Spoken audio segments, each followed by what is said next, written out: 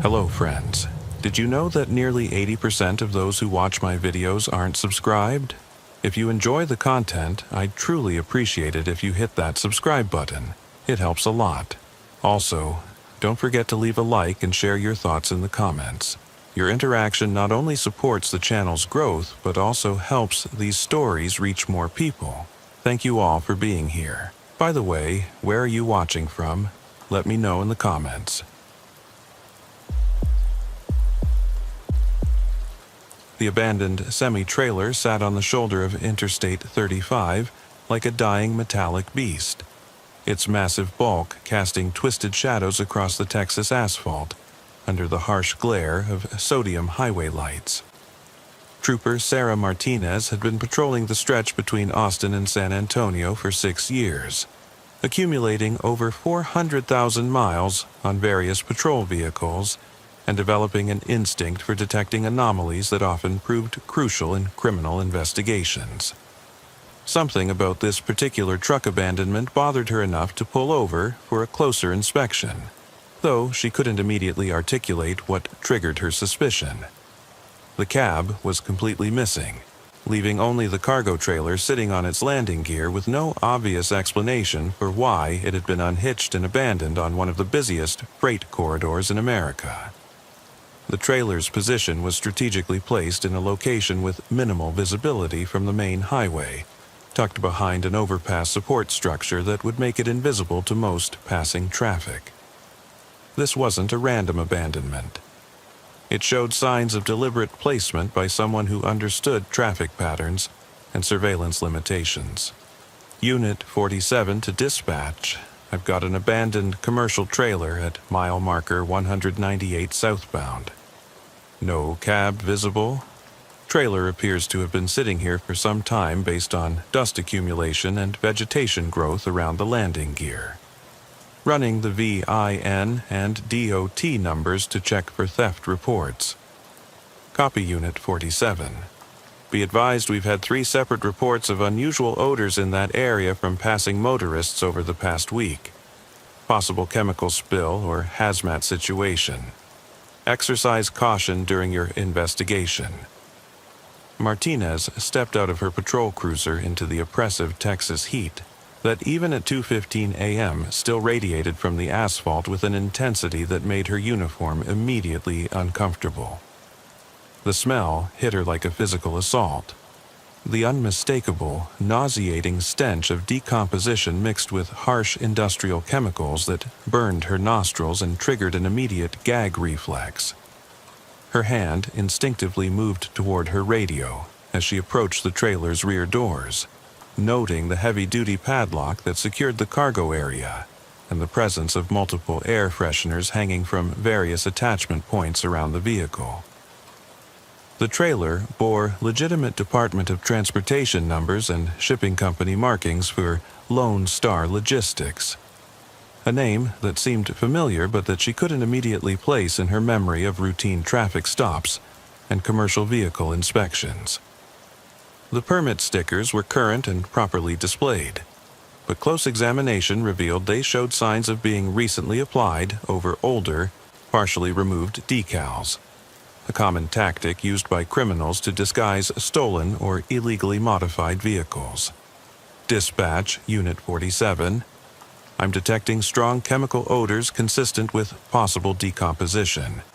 The smell is overwhelming and appears to be coming from inside the trailer. Requesting backup, hazmat team and supervisor to mile marker 198. Also need you to run a comprehensive company check on Lone Star Logistics out of Houston, including any theft reports or suspicious activity reports. Copy Unit 47. Backup units dispatched, ETA 15 minutes. Hazmat team has been notified and is en route from Austin. Running the company information now and will advise. While waiting for backup to arrive, Martinez conducted a thorough external examination of the trailer, photographing everything with her phone and documenting details that might prove crucial to understanding what she was dealing with. The refrigeration unit was running, but set to an unusually low temperature, nearly freezing. which would be inappropriate for most legitimate food transport operations, and suggested the cargo required extreme preservation measures. More concerning were the dark, rust-colored stains visible around the trailer's rear doors and along the bottom edge of the cargo compartment. The stains had the appearance of dried blood that had seeped through door seals and accumulated over time. Additionally, someone had hung industrial-grade air fresheners from every available attachment point, the kind used in meat processing facilities to mask organic odors, not the typical pine-scented varieties found in most commercial vehicles. The company information came back with troubling details that immediately escalated the situation from routine investigation to potential major crime scene. Lone Star Logistics was indeed a legitimate shipping company with offices in Houston, but this particular trailer had been reported stolen from their facility 3 weeks earlier during overnight hours with no witnesses. The theft report indicated that company security had assumed the trailer was being used for cargo theft or illegal transportation, but they had no way of tracking its location once it disappeared from their secured lot. Unit 47, be advised that trailer is reported stolen as of 21 days ago. Company reports they have no idea what cargo might be inside or who might have taken it. Suggest treating this as a potential major crime scene until we can determine contents and situation. Copy dispatch. Establishing perimeter and treating area as potential crime scene until backup arrives and we can safely investigate contents. Detective Ray Castellanos arrived with the first backup unit, bringing bolt cutters, crime scene equipment, and 15 years of experience with the Texas Rangers, specializing in interstate criminals activity.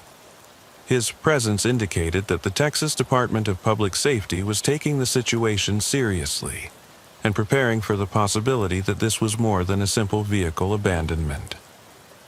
Talk to me, Martinez. What exactly are we looking at here?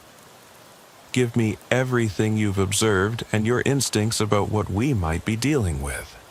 Stolen refrigerated trailer, temperature set way too low for normal food, cargo transport, obvious decomposition odors that are getting stronger as the night progresses. Enough industrial air fresheners to stock a slaughterhouse, and bloodstains around the door seals. My gut says we've got human remains in there. Probably multiple victims based on the intensity of the smell.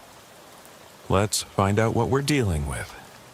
I want you to stand back while I cut this lock and be ready for anything. If this is what we think it is, we're about to see something that's going to haunt us for a long time. The padlock yielded to the bolt cutters with a sharp metallic snap that seemed to echo across the empty highway. Neither officer was prepared for the horror that greeted them when the trailer doors swung open with a pneumatic hiss. The cargo area had been completely converted into a mobile processing facility that defied every assumption about criminal behavior and organization they had ever encountered. Stainless steel tables lined both walls of the trailer's interior, each equipped with industrial-grade meat grinders, bone saws, vacuum packaging equipment, and commercial refrigeration units. The floor was covered with rubberized mats designed for easy cleanup, and overhead lighting provided the kind of illumination found in professional meat processing facilities. And scattered throughout this mechanized chamber of horrors were human remains in various stages of dismemberment and packaging. Jesus fucking Christ, Castellanos whispered, immediately backing away from the trailer and fighting to control his gag reflex. This isn't just murder. This is industrial-scale human butchery. We've got a mobile slaughterhouse that's been traveling our highways processing human beings like livestock.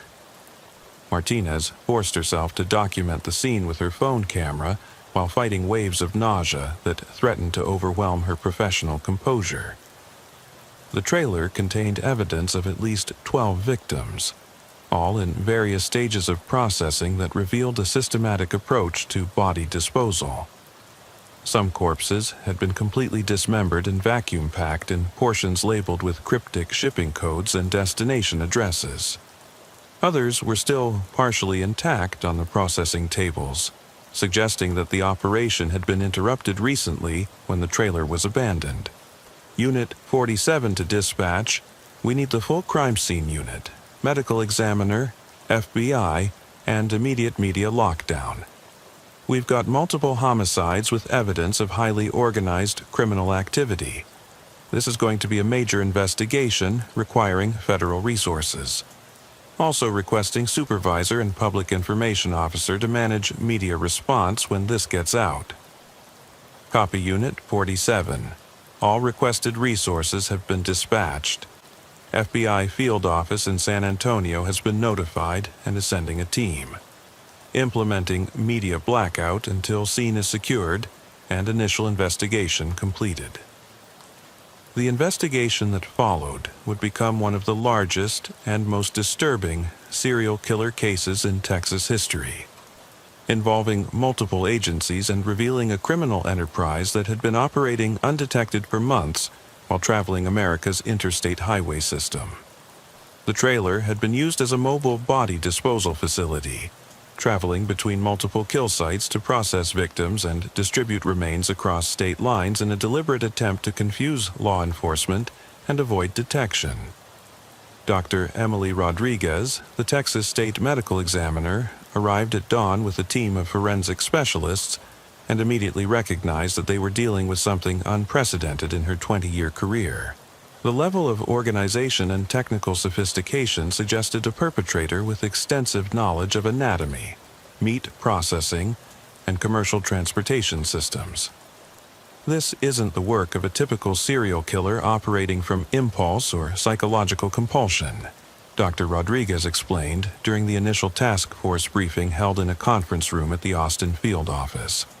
The level of organization, technical skill, and systematic approach indicates someone with professional experience in anatomy and meat processing industries. The killer has been treating human bodies exactly like livestock, processing them for efficient distribution and disposal. What we're seeing here represents a complete industrialization of murder that I've never encountered in 3 decades of forensic investigation. This person has turned serial killing into a business operation with supply chains, processing procedures, and distribution networks. The FBI's Behavioral Analysis Unit joined the investigation when forensic analysis revealed that some of the packaged human remains had been labeled with shipping addresses spanning 7 different states across the Southeast and Midwest. Special Agent Patricia Wells, a 20-year veteran of the Bureau's most complex serial killer investigations, led the federal team and brought resources and expertise that local law enforcement agencies could never provide independently. We're dealing with an extremely organized offender who's been operating for an extended period, possibly years, and has developed a sophisticated system for victim acquisition, processing, and disposal, Agent Wells explained to the Joint Task Force during their first operational meeting.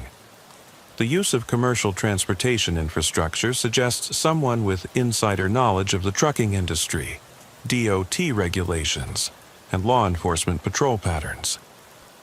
This perpetrator has been using the interstate highway system as both hunting ground and distribution network, selecting victims based on opportunity and vulnerability while maintaining mobility to avoid detection. The level of planning and execution suggests military or law enforcement training, combined with technical skills that could have been acquired through legitimate employment in food processing or medical industries. The breakthrough in victim identification came when Martinez remembered encountering Lone Star Logistics during a routine commercial vehicle inspection 2 months earlier. She had stopped one of their trucks for an equipment violation and noticed unusual behavior from the driver, a man who seemed extremely nervous despite the routine nature of the stop, and who refused to allow inspection of his cargo area, claiming it contained sensitive medical equipment that could be damaged by exposure to heat and light. I wrote him a warning citation for a defective taillight, but something about his behavior bothered me enough that I made detailed notes in my patrol log, Martinez told the task force during a strategy session. The driver was Marcus Webb, white male, 34 years old, Virginia driver's license, CDL valid with a hazmat endorsement. No outstanding warrants, but his level of nervousness was completely disproportionate to a minor equipment violation. What really stood out was his insistence that I not inspect his cargo area. He claimed to be transporting medical specimens that required constant refrigeration and couldn't be exposed to outside air. At the time, it seemed like a legitimate concern, but now I'm wondering if I was looking at our killer 2 months ago.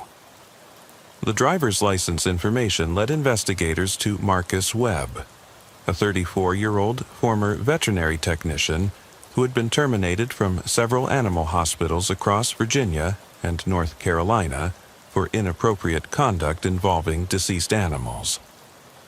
Employment records revealed a pattern of increasingly disturbing behavior that had escalated from professional misconduct to criminal activity over a 5-year period. Webb's employment history shows classic escalation patterns that we see in individuals developing pathological relationships with death and dismemberment, explained Dr. Patricia Reeves, the consulting forensic psychiatrist brought in to develop a psychological profile. He started with minor violations of professional protocols involving animal remains, progressed to suspected necrophilia with animal corpses, and eventually lost his veterinary license due to complaints about his behavior around deceased animals. The transition from animal subjects to human victims represents the final stage of his psychological development. The mobile processing facility allowed him to indulge his fantasies of control and dismemberment while maintaining the mobility necessary to avoid capture and continue his activities indefinitely. Surveillance of Webb's registered address led to a rural property outside Houston where investigators discovered his primary kill site, a converted barn that had been equipped with restraint devices, torture equipment, and additional body processing facilities that complemented the mobile operation. The property's isolation and specialized modifications suggested Webb had been planning and developing his criminal enterprise for years before beginning active operations. The barn facility shows the same level of technical sophistication as the mobile trailer, but with additional equipment for victim restraint and torture, crime scene supervisor Janet Mills reported after completing the initial survey. We found evidence of at least 20 additional victims processed at this location, along with detailed records of his activities dating back 18 months. Webb kept meticulous records of his victims, including photographs, personal information, and detailed notes about his processing procedures. He was treating this like a scientific experiment or business operation, constantly refining his techniques and expanding his capabilities. The investigation revealed that Webb had been systematically hunting victims along major interstate corridors throughout Texas, selecting vulnerable individuals who wouldn't be missed immediately, or whose disappearances might be attributed to voluntary departure. His target profile included hitchhikers, transient workers, runaway teenagers, and long-haul truckers traveling alone. He understood exactly which kinds of people law enforcement wouldn't immediately investigate if they disappeared. Detective Castellanos noted during a briefing on victim selection patterns. Hitchhikers, migrant workers, people with substance abuse problems, anyone living on the margins of society. He was preying on the most vulnerable members of our community because he knew their disappearances wouldn't trigger immediate large-scale searches. Webb was patient and methodical in his victim selection. Surveillance footage from truck stops and rest areas shows him observing potential victims for hours or even days before making contact. He would study their behavior, determine if they were traveling alone, and assess whether they had connections that might notice their absence. Webb's hunting methodology involved offering assistance to stranded motorists, providing rides to hitchhikers, and approaching vulnerable individuals at truck stops and rest areas with offers of work or transportation. His legitimate employment in the transportation industry provided perfect cover for these activities and gave him credible reasons to be present at locations where potential victims congregated. His approach was brilliant in its simplicity and effectiveness, Agent Wells observed during her analysis of Webb's victim acquisition techniques. He appeared to be a legitimate businessman, offering assistance or employment opportunities to people in need. Victims would voluntarily accompany him because he seemed like their salvation, not their destruction.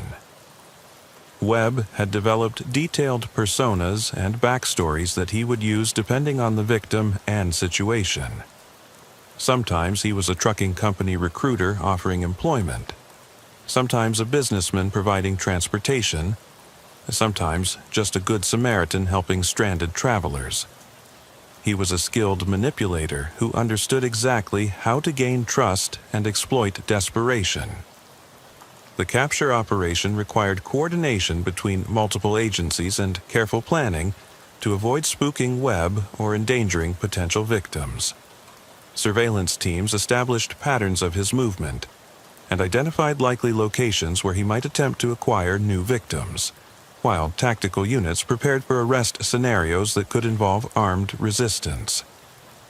Webb's military service record showed specialized training in weapons and tactics, so we had to assume he was armed and capable of significant resistance, explained Captain James Torres, who coordinated the arrest operation. We couldn't afford to underestimate his capabilities or give him any opportunity to harm additional victims during the apprehension process. The arrest came during a coordinated operation at a truck stop near Dallas, where Webb was observed approaching a college student whose car had broken down in the parking lot.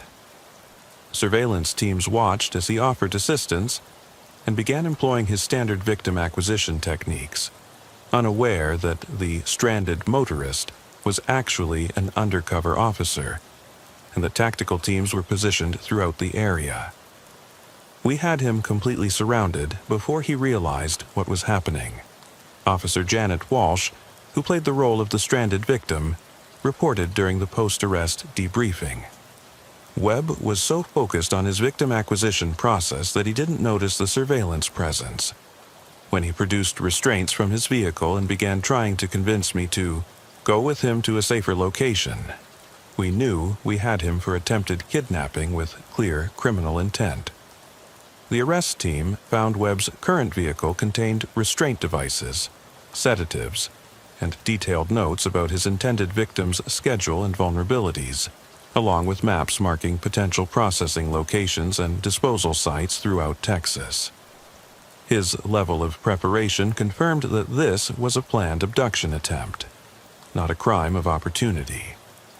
Webb had been stalking this victim for 3 days, learning her routines and waiting for an opportunity to isolate her, Detective Rodriguez explained. His notes showed detailed surveillance information including her class schedule, part-time work location, and social activities. He knew more about her daily life than some of her friends did. During interrogation, Webb showed no remorse for his actions and described his victims in completely dehumanizing terms that revealed the depth of his psychological pathology. He spoke about human beings as if they were raw materials for his fantasies, expressing frustration that law enforcement had interrupted his research into optimal processing techniques and distribution methods. Webb viewed his victims as commodities to be harvested and processed efficiently, Dr. Reeves explained after conducting extensive psychological interviews. He had completely dehumanized them in his mind, referring to them by weight, processing time, and yield rather than as human beings with names and lives. The mobile slaughterhouse was his way of living out elaborate fantasies of complete control and domination. His psychological profile reveals classic psychopathic traits combined with an obsessive need for organization and efficiency. He derived satisfaction not just from killing, but from perfecting his killing process and maximizing the utility he could extract from each victim. He was treating murder like an industrial optimization problem. The investigation revealed that Webb had been using legitimate shipping companies and package delivery services to distribute processed human remains to fictitious addresses across multiple states. Many packages had been marked as undeliverable and subsequently destroyed by shipping companies, who unknowingly participated in the disposal of murder victims. Webb exploited the legitimate shipping industry's processes for handling undeliverable packages, explained Postal Inspector David Park, who investigated the distribution network. He would ship remains to fake addresses, knowing that when delivery failed, the packages would be destroyed according to standard procedures. The shipping companies became unwitting accomplices in evidence disposal. The sophistication of this disposal method demonstrates Webb's understanding of both shipping industry practices and law enforcement investigation techniques. He knew that destroyed packages couldn't be recovered as evidence, and that tracking shipments across multiple carriers would be extremely difficult for investigators. Webb was eventually charged with 16 counts of first-degree murder, based on the victims identified from the mobile processing facility and the barn location. Additional charges included kidnapping, aggravated assault, and violations of federal laws regarding transportation of stolen property and interstate criminal activity. The evidence against Webb is overwhelming and includes physical forensics, victim identification, detailed records of his activities, and direct testimony from intended victims who escaped his attempts at abduction, District Attorney Maria Santos announced during the press conference following Webb's arrest. This represents one of the most comprehensive serial killer cases in Texas history, and we're confident that justice will be served for all of his victims. The trial revealed additional details about Webb's criminal enterprise that hadn't been previously disclosed to the public. Defense attorneys attempted to argue that Webb suffered from severe mental illness that prevented him from understanding the nature of his actions. But psychiatric evaluations concluded that while he exhibited psychopathic traits, he was legally competent and fully aware of the criminal nature of his behavior. Webb understood exactly what he was doing and made deliberate choices to engage in criminal activity, testified Dr. Reeves during the trial. His meticulous record-keeping, sophisticated planning, and efforts to avoid detection demonstrate clear understanding of legal and moral boundaries. He chose to commit these crimes because they satisfied his psychological needs, not because he was incapable of controlling his behavior. Webb was convicted on all counts and sentenced to death by lethal injection. The case prompted significant changes in commercial transportation security and monitoring systems, with new requirements for tracking high-risk cargo movements and identifying suspicious shipping patterns that might indicate criminal activity. The Webb case revealed vulnerabilities in our transportation and shipping systems that criminal organizations can exploit for activities ranging from drug trafficking to evidence disposal, explained Transportation Security Administration Director Robert Hayes during congressional testimony about recommended security improvements. We need enhanced monitoring capabilities and better coordination between transportation companies and law enforcement agencies. For Trooper Martinez, the case became a defining moment that influenced the rest of her law enforcement career. She transferred to the Texas Rangers Criminal Investigation Division, specializing in highway-related crimes and developing expertise in recognizing patterns that might indicate organized criminal activity along transportation corridors. The Webb case taught me that highways aren't just roads connecting communities. They're potential hunting grounds for predators who understand how to exploit mobility as a weapon, Martinez explained during a training seminar for state troopers. Every abandoned vehicle, every unusual shipping activity, every nervous driver could be connected to criminal enterprises that operate across multiple jurisdictions. We need to look beyond simple traffic enforcement and develop the analytical skills necessary to recognize signs of organized criminal activity. Modern criminals use legitimate transportation infrastructure to support illegal operations, and law enforcement officers need training to identify these activities during routine encounters. The case also led to improved coordination between state and federal agencies investigating crimes that cross jurisdictional boundaries. The Webb investigation demonstrated that serial killers and other criminal organizations could exploit jurisdictional limitations to operate with relative impunity unless law enforcement agencies worked together effectively. Webb's mobility allowed him to stay ahead of individual agency investigations by constantly moving between different jurisdictions, Agent Wells noted in her final report. His case demonstrates the absolute necessity of multi-agency coordination and information sharing for investigating crimes that involve interstate transportation and communication networks. The future of law enforcement requires thinking beyond traditional geographic boundaries and developing investigative capabilities that match the mobility and sophistication of modern criminal organizations. The Webb case should serve as a wake-up call about the vulnerabilities in our current investigative approaches. The Texas Department of Public Safety implemented new protocols for investigating abandoned commercial vehicles and suspicious transportation activity based on lessons learned from the Webb investigation.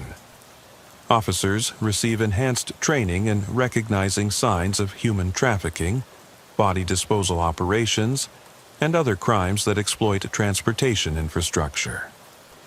Every commercial vehicle stop is now a potential opportunity to discover major criminal activity, Captain Torres explained during implementation of the new protocols. Officers need to understand that routine traffic enforcement can lead to uncovering sophisticated criminal enterprises that have been operating undetected for months or years. The Webb case proved that attention to detail and willingness to investigate anomalies can save lives and solve major crimes. Martinez's decision to thoroughly investigate an abandoned trailer prevented additional murders and exposed a criminal operation that might have continued indefinitely without detection. Martinez's quick thinking and investigative instincts during the initial discovery had been crucial in solving the case and preventing additional victims. Her willingness to trust her suspicions about an abandoned trailer that other officers might have simply reported and moved on from had led to the capture of one of the most prolific serial killers in Texas history. The most important lesson from this case is the value of following your instincts when something doesn't seem right, Martinez tells rookie troopers during their training rotations. The interstate butcher case started with nothing more than a bad smell and a feeling that an abandoned trailer was in the wrong place at the wrong time. Sometimes that's all you need to stop a monster and save lives.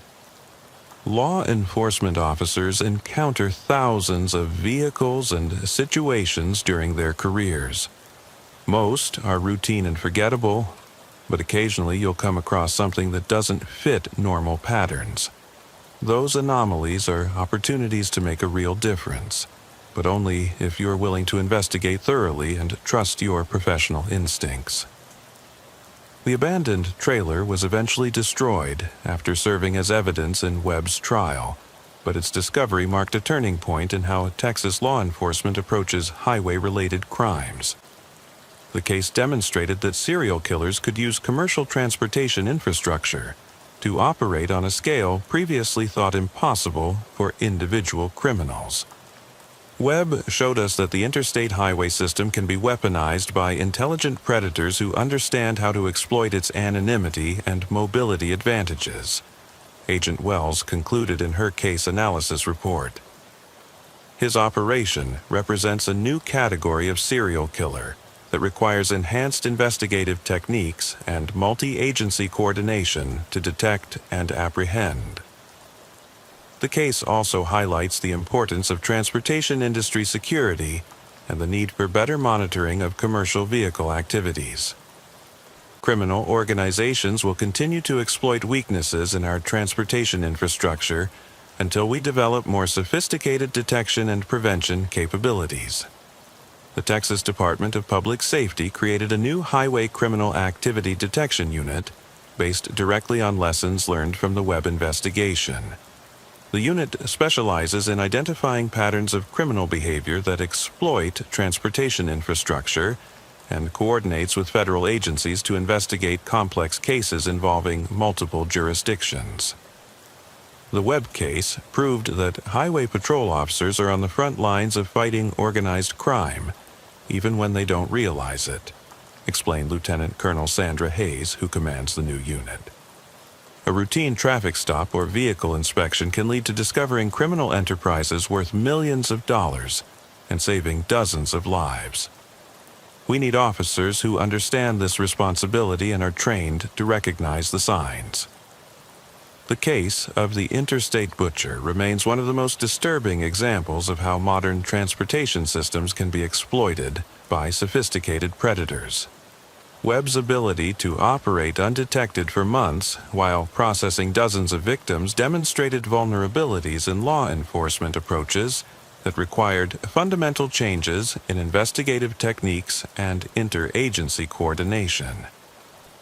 Final report: Interstate Butcher investigation resulted in conviction of Marcus Webb for 16 counts of murder and exposure of sophisticated criminal enterprise exploiting commercial transportation infrastructure.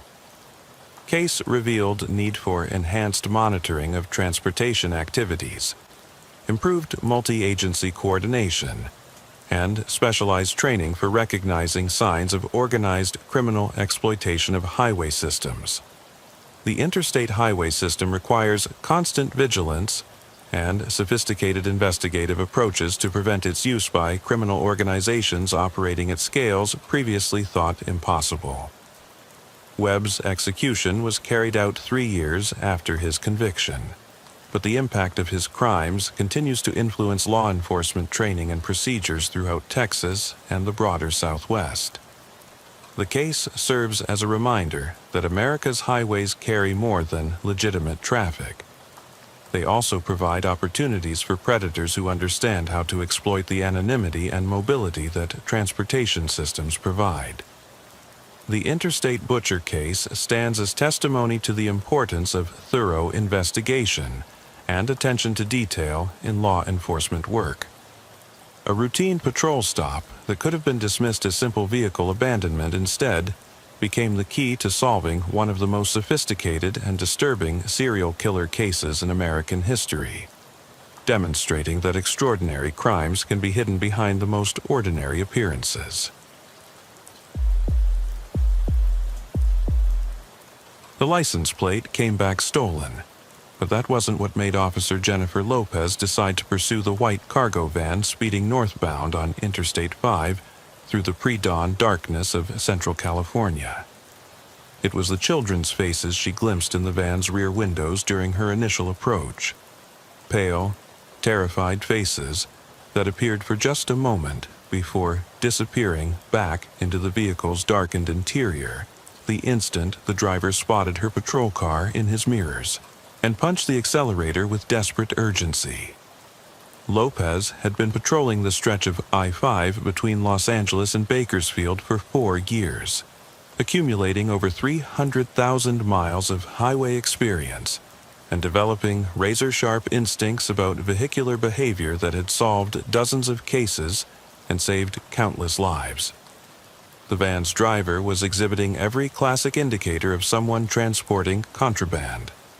Excessive speed that increased dramatically upon seeing law enforcement, erratic lane changes designed to test whether he was being followed, and most telling of all, windows that had been tinted far beyond legal limits specifically to conceal whatever cargo was being transported in the vehicle's rear compartment.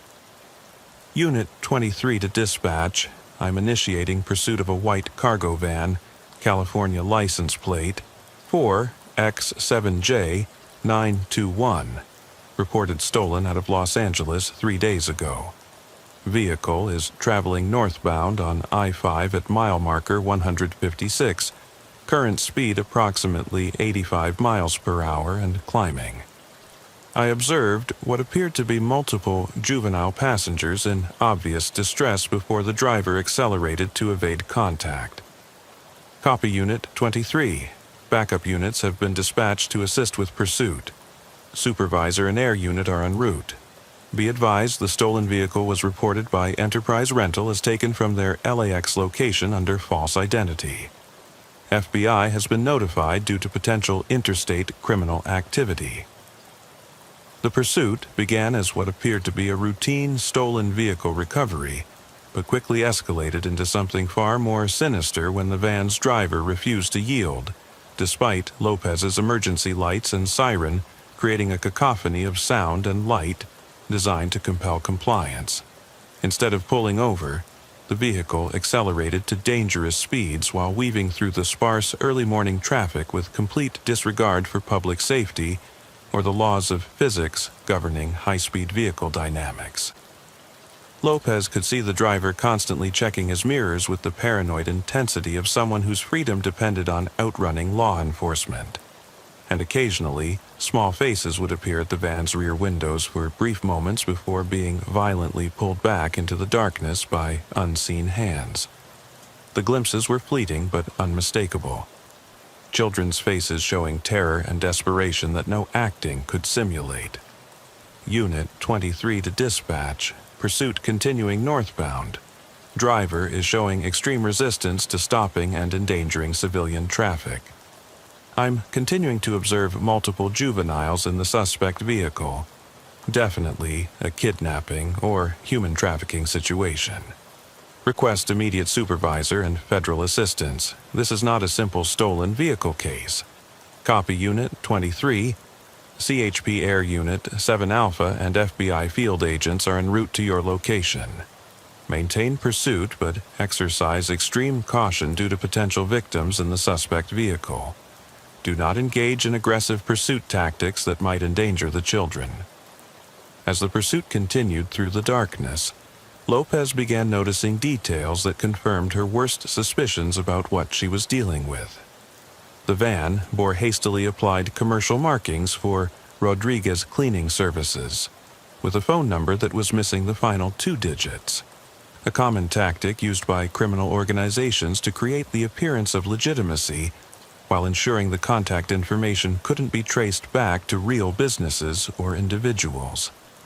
More concerning was what she could observe through the van's rear windows when her patrol car's spotlight illuminated the interior during close approaches. The cargo area had been modified with bench seating and what appeared to be restraint points welded to the vehicle's frame. Modifications that were completely inconsistent with legitimate commercial cleaning operations, but perfectly suited for restraining unwilling passengers during forced transportation. This is Unit 23. I'm observing obvious vehicle modifications inconsistent with claimed commercial use.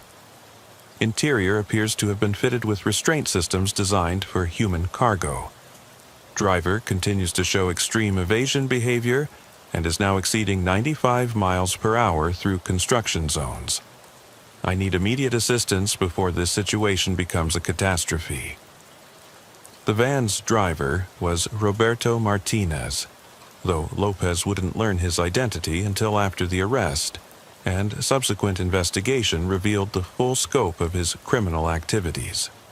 Martinez was a 42-year-old illegal immigrant with extensive connections to human trafficking organizations operating along the California-Mexico border, specializing in the transportation of kidnapped children from major urban areas to distribution points throughout Northern California and the Pacific Northwest, where they would be sold to buyers representing various illegal enterprises. Unit 23 to dispatch. Suspect vehicle is approaching the Interstate 99 junction.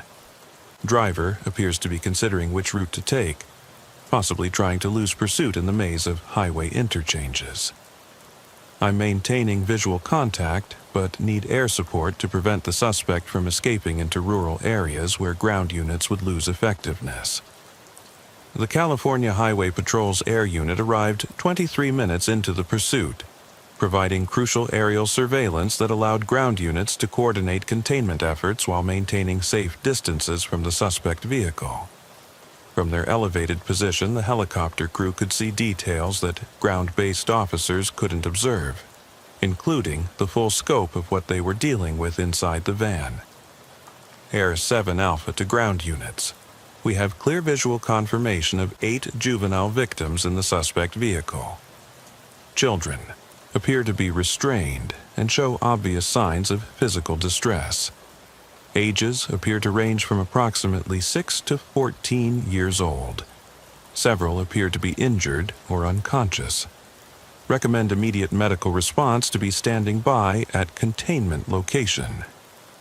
Copy Air 7 Alpha. Medical units are being staged at multiple locations along the pursuit route. Continue monitoring and advise if you observe any changes in the condition of the victims or any indication that the suspect might harm them. The aerial perspective revealed the true horror of what Martinez had been transporting along California's highways. 8 children between the ages of 6 and 14 were crammed into the van's rear compartment, all showing signs of physical abuse, malnutrition, and psychological trauma that indicated they had been held captive for extended periods. Some appeared to be unconscious, possibly drugged to prevent resistance or escape attempts during transport. Air 7 Alpha to all units, this is definitely a major human trafficking operation. Multiple victims show signs of prolonged captivity and abuse. We need to end this pursuit safely and get these children immediate medical attention. Suspect appears to be armed based on objects visible in the front cab area. The pursuit reached a critical juncture when Martinez lost control of the van while attempting to navigate a highway on-ramp at excessive speed. The vehicle's high center of gravity and cargo weight distribution made it inherently unstable at high speeds, and when Martinez tried to take the curved ramp at nearly 80 miles per hour, physics took over where law enforcement tactics had failed. Unit 23 to all units. Suspect vehicle is losing control on the northbound 99 on-ramp. Vehicle is sliding sideways. It's going over. We have a rollover accident with multiple victims inside. The van rolled twice before coming to rest on its side, creating an immediate emergency rescue situation that required paramedics, firefighters, and specialized equipment to extract the victim safely while providing emergency medical treatment.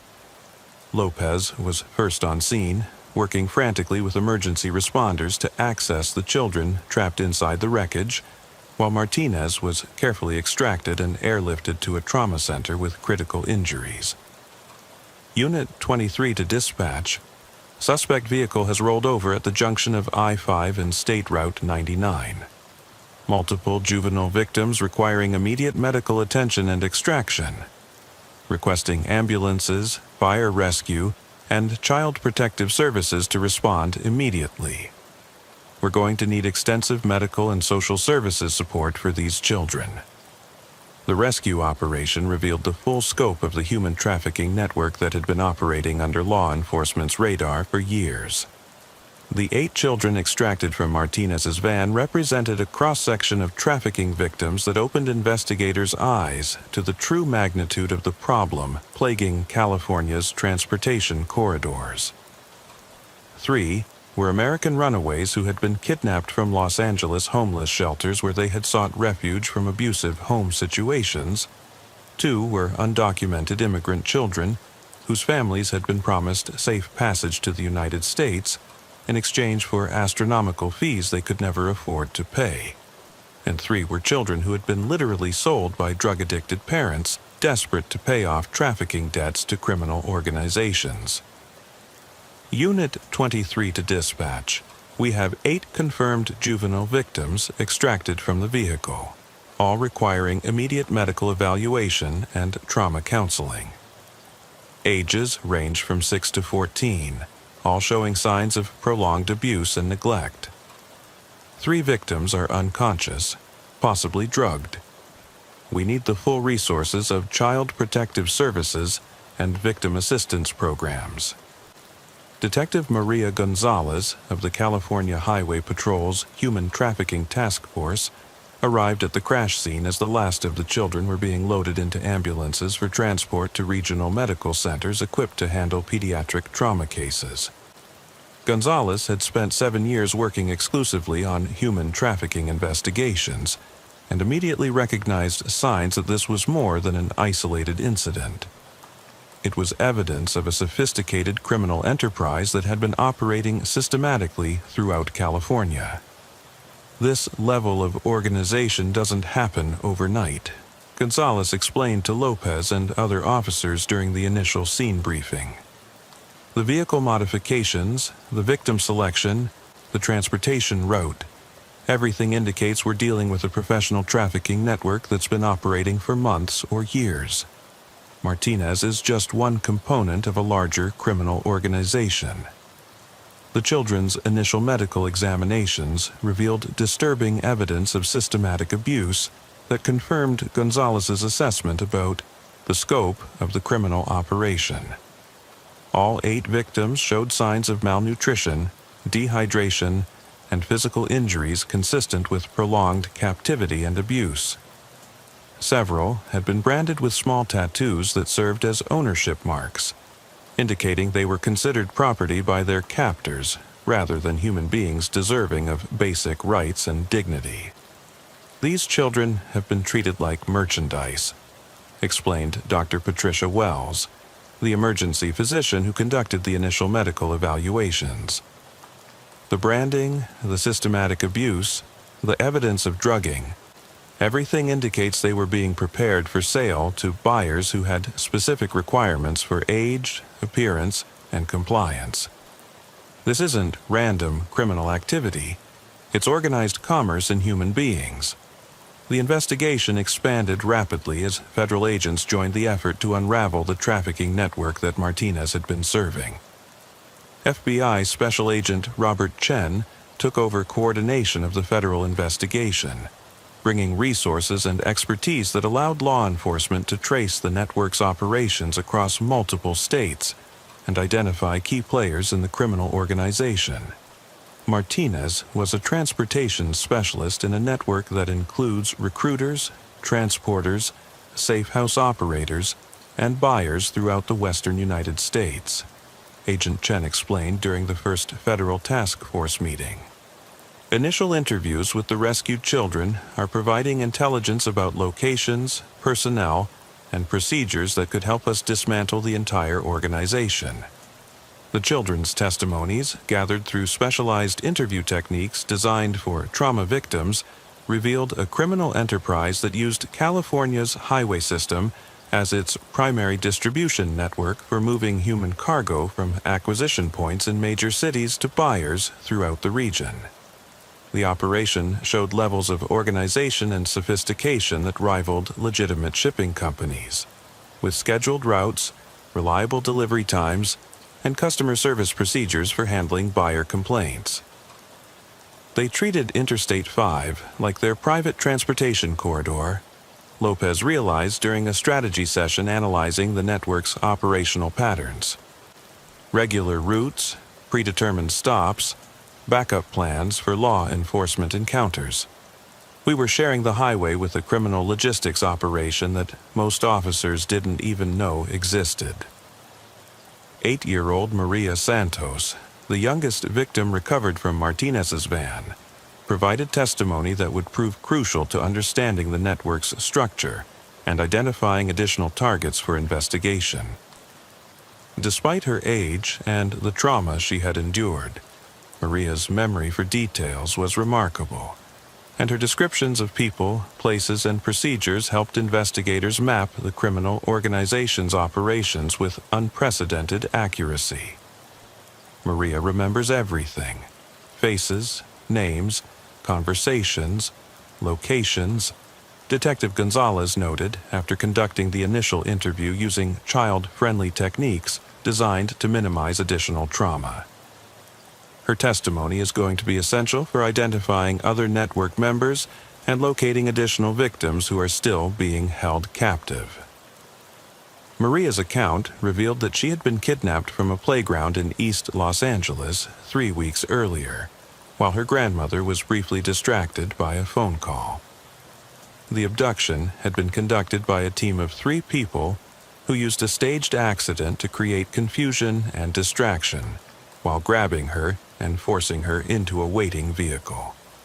The level of planning and coordination indicated that this wasn't a crime of opportunity, but a carefully planned operation targeting a specific victim. They had been watching Maria and her family for days, learning their routines and identifying the best opportunity for abduction.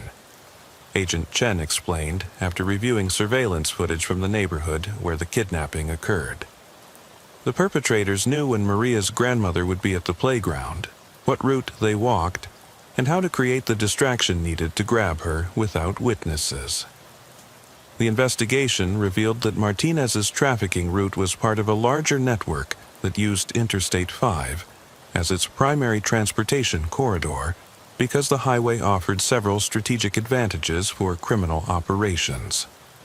The route connected major urban areas where victims could be acquired with smaller communities where buyers operated with less law enforcement scrutiny, and the heavy commercial traffic provided perfect cover for vehicles that might otherwise attract attention.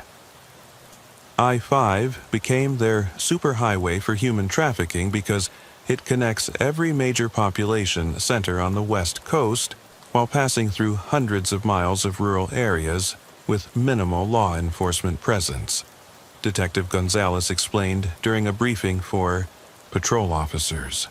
They could acquire victims in Los Angeles, transport them through agricultural areas where CHP presence was limited, and deliver them to buyers in Sacramento, Portland, or Seattle with minimal risk of detection. The network's operational security included sophisticated counter-surveillance measures that demonstrated extensive knowledge of law enforcement procedures and patrol patterns. Traffic analysis revealed that Martinez had been successfully avoiding routine traffic stops and inspection checkpoints for months by using real-time information about CHP activities obtained through scanner equipment and corrupt informants within law enforcement agencies. They knew where we would be conducting traffic enforcement before we did, admitted CHP Captain Robert Hayes during an internal review of operational security. Scanner equipment, GPS tracking of patrol vehicles, and information from corrupt personnel gave them complete situational awareness about our activities. They were always one step ahead because they had better intelligence about our operations than we had about theirs. The corruption investigation that followed Martinez's arrest revealed the extent to which the trafficking network had infiltrated California law enforcement and government agencies. Sandra Williams, a civilian dispatcher with 23 years of service, had been providing real-time information about patrol assignments, checkpoint locations, and ongoing investigations to network coordinators in exchange for monthly payments that more than doubled her government salary. Williams's betrayal enabled the network to operate with virtual impunity for over 2 years, explained Internal Affairs investigator Captain Lisa Torres during the disciplinary proceedings. She provided schedules, locations, personnel assignments, and even details about ongoing investigations. The trafficking network always knew where our officers would be and what cases might threaten their operations. Williams's arrest led to a comprehensive review of information security protocols and background investigations for all personnel with access to operational intelligence. The review revealed additional security vulnerabilities that criminal organizations could exploit and prompted significant changes in how sensitive information was stored, transmitted, and monitored within law enforcement agencies. The Williams case showed us that our information security was completely inadequate for protecting against insider threats, admitted Chief of Staff Maria Rodriguez during legislative testimony about needed security improvements. Criminal organizations had systematically identified and compromised personnel with access to critical intelligence, giving them strategic advantages that made law enforcement efforts nearly ineffective. The safe house operation that Martinez had been supplying was raided simultaneously with his arrest, leading to the rescue of 12 additional children and the arrest of 3 network operators who had been managing the facility under the cover of a licensed residential care home for at-risk youth. The sophistication of the cover operation demonstrated the network's understanding of regulatory systems and their ability to exploit legitimate social services for criminal purposes. The safe house was incredibly sophisticated in its design and operation, Detective Gonzalez reported after completing the initial investigation of the facility. They had legitimate state licensing, proper documentation, background-checked staff, and regular inspections that never detected the criminal activity. On paper, it looked like a model facility helping troubled children. In reality, it was a distribution center for trafficking victims. The facility's records revealed that over 200 children had passed through the location during its 2 years of operation, representing one of the largest human trafficking operations ever discovered in California. The children were categorized by age, appearance, and compliance level, with detailed profiles that buyers could review when selecting victims for purchase.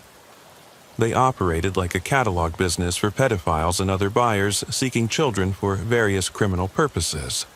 Dr. Patricia Wells explained during her testimony about the psychological impact on victims.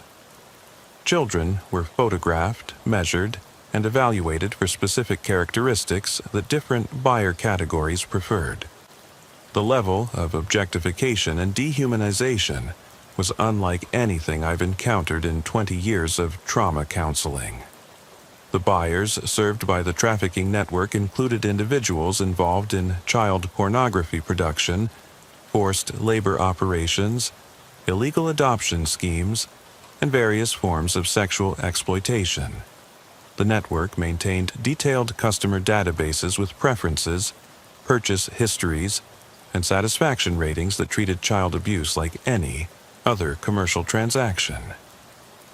The buyer network extended throughout the western United States and included individuals from every socioeconomic level and professional background. Agent Chen reported during the prosecution phase of the investigation. Doctors, lawyers, teachers, police officers, government officials. The customer base included respected members of communities throughout California, Oregon, Washington, and Nevada. Martinez's cooperation with investigators, motivated by his own survival instincts and the possibility of reduced sentencing, provided crucial intelligence about the network's structure, personnel, and operations. His detailed knowledge of transportation routes, safe house locations, and buyer procedures led to additional arrests and the rescue of dozens of additional victims. Martinez's testimony was essential for understanding how the network operated and identifying targets for further investigation, Agent Chen explained. His cooperation led to arrests in 6 states and the rescue of over 50 children who were still being held in various facilities operated by the network. The investigation revealed that similar trafficking networks were operating on other major highway corridors throughout the United States, using identical techniques to move victims between acquisition and distribution points while avoiding law enforcement detection. The I-5 network was part of a larger transformation in human trafficking that emphasized systematic operation and customer service over traditional territorial control.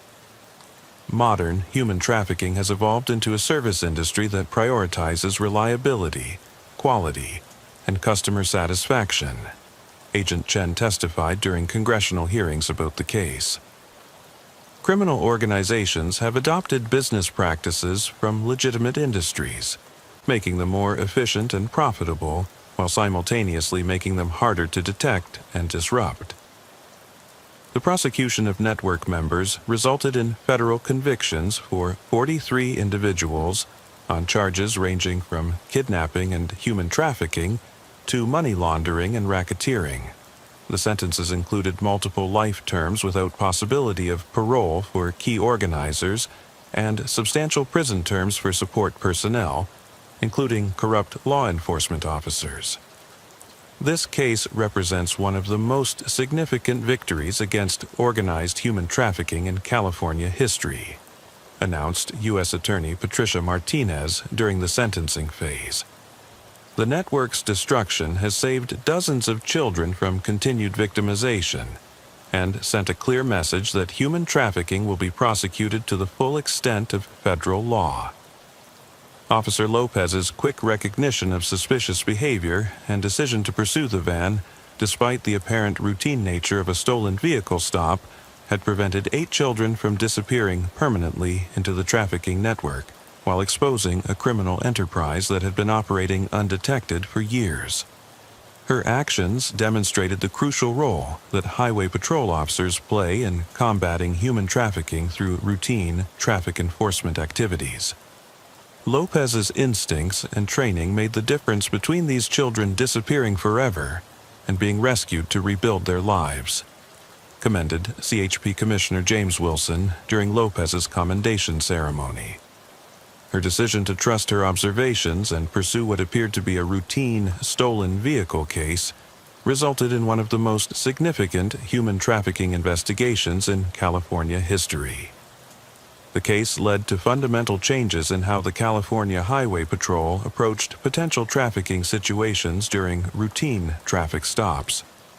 Officers now receive extensive training in recognizing signs of human trafficking, and new protocols require immediate federal notification whenever trafficking is suspected, along with specialized procedures for protecting potential victims during arrests and investigations.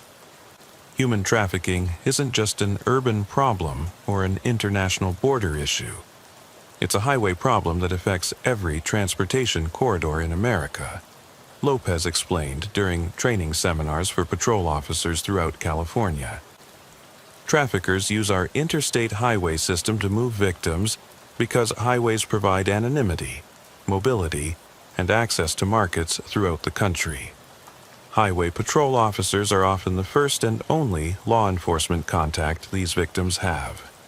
The children rescued from Martinez's operation received comprehensive medical and psychological treatment through specialized programs designed specifically for trafficking survivors.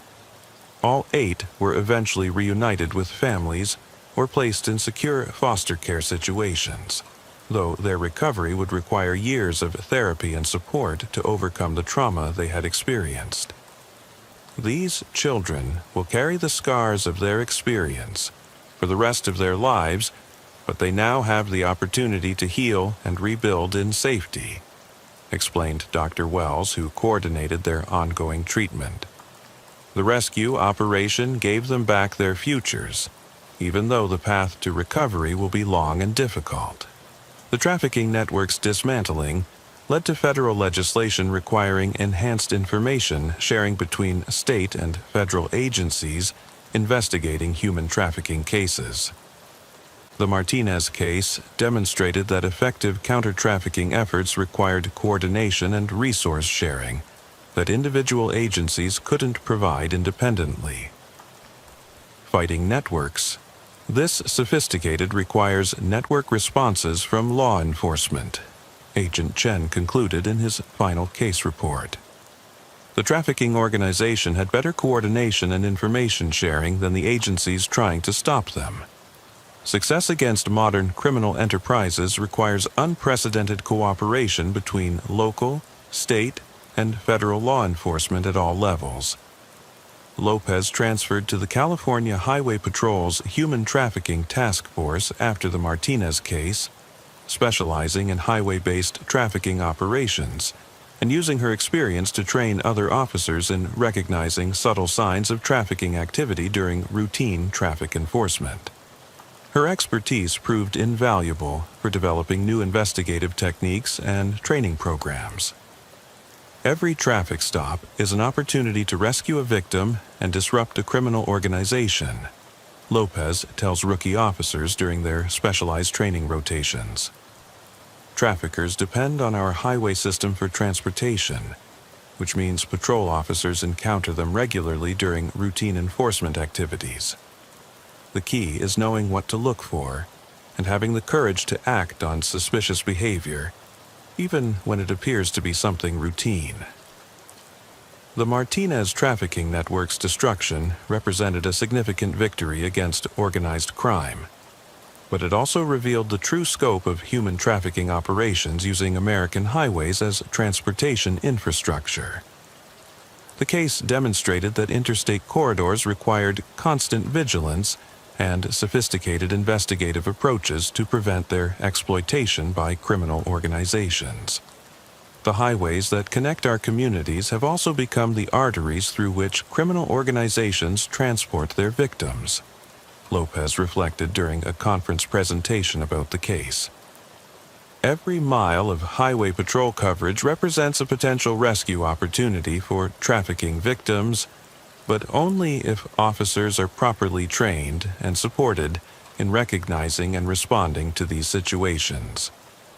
The I-5 human trafficking highway case established new standards for multi-agency cooperation in trafficking investigations and demonstrated the crucial role that highway patrol officers play in protecting vulnerable populations. Lopez's attention to detail and willingness to trust her instincts had saved 8 children from unimaginable horrors and exposed a criminal network that had been exploiting California's transportation system for years. Final report, I-5, Human Trafficking Highway Investigation, resulted in rescue of 8 juvenile victims, arrest of 43 network members, and dismantling of sophisticated criminal organization exploiting interstate transportation infrastructure. Case demonstrated need for enhanced training, improved multi-agency coordination, and specialized protocols for trafficking investigations. Highway patrol officers serve as the front line in protecting trafficking victims and disrupting criminal organizations that exploit transportation systems for illegal activities. The case serves as a powerful reminder that ordinary traffic stops can lead to extraordinary rescues when officers are properly trained and willing to investigate suspicious behavior. Lopez's routine patrol shift had uncovered one of the largest human trafficking networks in California history, demonstrating that vigilance and professional instincts remain the most important tools in law enforcement's fight against organized crime. The convoy of black SUVs emerged from the high desert darkness with military-style precision that immediately caught Sergeant Michael Torres's attention through his night vision scope. He had been conducting routine radar enforcement at mile marker 342 near the Colorado border when he detected the vehicles moving cross-country toward Interstate 25. Their formation and coordination suggesting professional training rather than civilian transportation patterns. Torres had spent 12 years with the New Mexico State Police, the last 4 specializing in narcotics interdiction along the FAWS 25 corridor that served as a known transportation route for organized criminal groups moving illegal substances from Mexico to distribution centers in Denver, Chicago, and other major cities. His experience had taught him to recognize the operational patterns that distinguished legitimate travelers from criminal organizations conducting business along America's highways. Unit 15 to dispatch. I've got multiple vehicles approaching, I-25 from the east, approximately 6 black SUVs in what appears to be coordinated formation. Movement is organized and disciplined, definitely not typical civilian traffic patterns. Appears to be a potential criminal convoy preparing to join northbound traffic. Requesting immediate backup and federal notification. Copy Unit 15. Can you provide vehicle descriptions and specific direction of travel? Are you in position to observe without being detected? Affirmative dispatch. All vehicles appear to be late-model black Chevrolet Suburbans, heavily tinted windows, maintaining approximately 200-meter spacing between units. They're approaching the highway access point at mile marker 342 and will likely join northbound traffic within the next 5 minutes. This has all the characteristics of a major drug transport operation. Torres positioned his patrol car behind a highway overpass support structure and used his surveillance equipment to observe the convoy as it reached the interstate. The lead vehicle conducted what appeared to be a systematic security check, surveying for law enforcement presence before signaling the other vehicles to proceed. The level of operational sophistication suggested these weren't typical street-level dealers, but members of a professional criminal organization with extensive training in avoiding law enforcement detection. Unit 15 to dispatch. Convoy has joined northbound Furlers 25. 6 vehicles total, maintaining disciplined spacing and speed control. Lead and trail vehicles appear to be providing security for center vehicles likely carrying contraband. This is definitely a high-value transport operation requiring immediate DEA notification and air support if available. Copy Unit 15. DEA Field Office has been notified and is dispatching agents. Air unit is being deployed from Albuquerque but won't reach your location for 30 minutes. Maintain surveillance but do not attempt interdiction without backup. These operations can involve dangerous individuals with access to serious weaponry. The convoy maintained strict adherence to posted speed limits and proper lane discipline, but Torres could observe through his scope that each vehicle contained multiple occupants. The professional behavior of the convoy members suggested extensive experience in evading law enforcement, and their coordination indicated access to sophisticated communication systems and planning capabilities. This is Unit 15, maintaining surveillance of suspected criminal convoy. Vehicles are displaying extreme tactical discipline and appear to be heavily staffed. Multiple occupants in each vehicle showing signs of coordinated operation. Request immediate notification of federal tactical response teams. This appears beyond normal state police capabilities. Torres followed the convoy at maximum safe distance while maintaining visual contact, using commercial traffic as cover to avoid detection by what he now realized were highly trained counter-surveillance operatives. The professional behavior of the convoy members suggested extensive experience in avoiding law enforcement, and their equipment indicated access to resources that were concerning for a state trooper operating alone. Unit 15 to dispatch. Convoy is maintaining highway speeds and proper traffic discipline, but their level of organization suggests this is a major criminal operation with significant strategic importance. I'm observing professional coordination and planning that indicates these individuals have received sophisticated training in avoiding law enforcement detection. The convoy's destination became apparent when it began slowing near mile marker 385, approaching the truck stop complex that served as a major logistics point for commercial traffic heading north toward Colorado. Instead of stopping for fuel or rest, however, the convoy took the exit and proceeded to an industrial area behind the truck stop where a large commercial semi-trailer was waiting with its cargo doors open. Unit 15 to dispatch. Convoy is conducting what appears to be a major cargo transfer operation at the pilot truck stop industrial area. Large commercial trailer is pre-positioned for this operation. This is definitely a drug consolidation and distribution operation on a significant scale. Copy Unit 15. Backup units are 12 minutes out. DEA tactical team is en route from Albuquerque with estimated arrival in 25 minutes. Federal agencies have been notified and are coordinating response.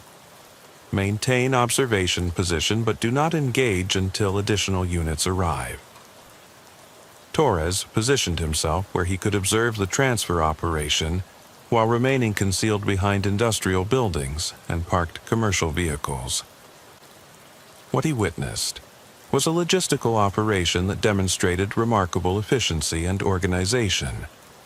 The 6 SUVs formed a security perimeter around the semi-trailer, while specialized crews systematically transferred large packages from the vehicles to the truck's cargo area. Unit 15 to dispatch. Confirming major drug transfer operation in progress. I'm observing the systematic loading of what appears to be several hundred packages. each approximately 50-pound bundles consistent with wholesale narcotics packaging. Multiple individuals are providing security with what appears to be serious weaponry. The packages being transferred were clearly narcotics. Dozens of tightly wrapped bundles covered in plastic and tape, each requiring 2 people to handle efficiently. Based on the volume and the personnel required for the transfer operation, Torres estimated the convoy was moving over 3,000 pounds of illegal substances with a street value that could exceed $100 million. This is Unit 15, updating cargo estimate to over 3,000 pounds of narcotics being transferred to commercial trailer. This represents one of the largest drug shipments ever observed in New Mexico. Multiple armed individuals providing security, all showing signs of professional training and coordination. The transfer operation was completed in under 18 minutes, demonstrating the kind of efficiency that could only result from extensive planning, practice, and coordination. The convoy then divided into 2 groups, with 3 vehicles heading back toward Mexico and 3 continuing north toward Colorado, while the semi-trailer prepared to join regular commercial traffic on I-25. Unit 15 to dispatch, convoy is dispersing. 3 vehicles returning south toward Mexico, 3 continuing north toward Colorado. Semi-trailer with the transferred cargo is preparing to enter northbound Interstate 25 and blend with legitimate commercial traffic. How do you want to proceed with interdiction? Unit 15. DEA tactical team is still 15 minutes out. Do not attempt solo interdiction of the truck. Too dangerous for single officer engagement. Wait for backup and federal support before taking any enforcement action. But Torres faced the fundamental challenge that every narcotics officer confronts when dealing with major trafficking operations: allowing massive quantities of illegal substances to reach distribution networks while waiting for backup that might arrive too late to prevent the contraband from disappearing into the commercial transportation system. Unit 15 to dispatch. I understand the order to wait for backup, but this truck is about to enter regular traffic flow where it will be virtually impossible to distinguish from legitimate commercial vehicles. I cannot allow this quantity of drugs to reach Colorado distribution networks. Negative, Unit 15, that's a direct order. Wait for federal tactical support. The risk to officer safety is too high for solo engagement with professionally trained criminal operatives.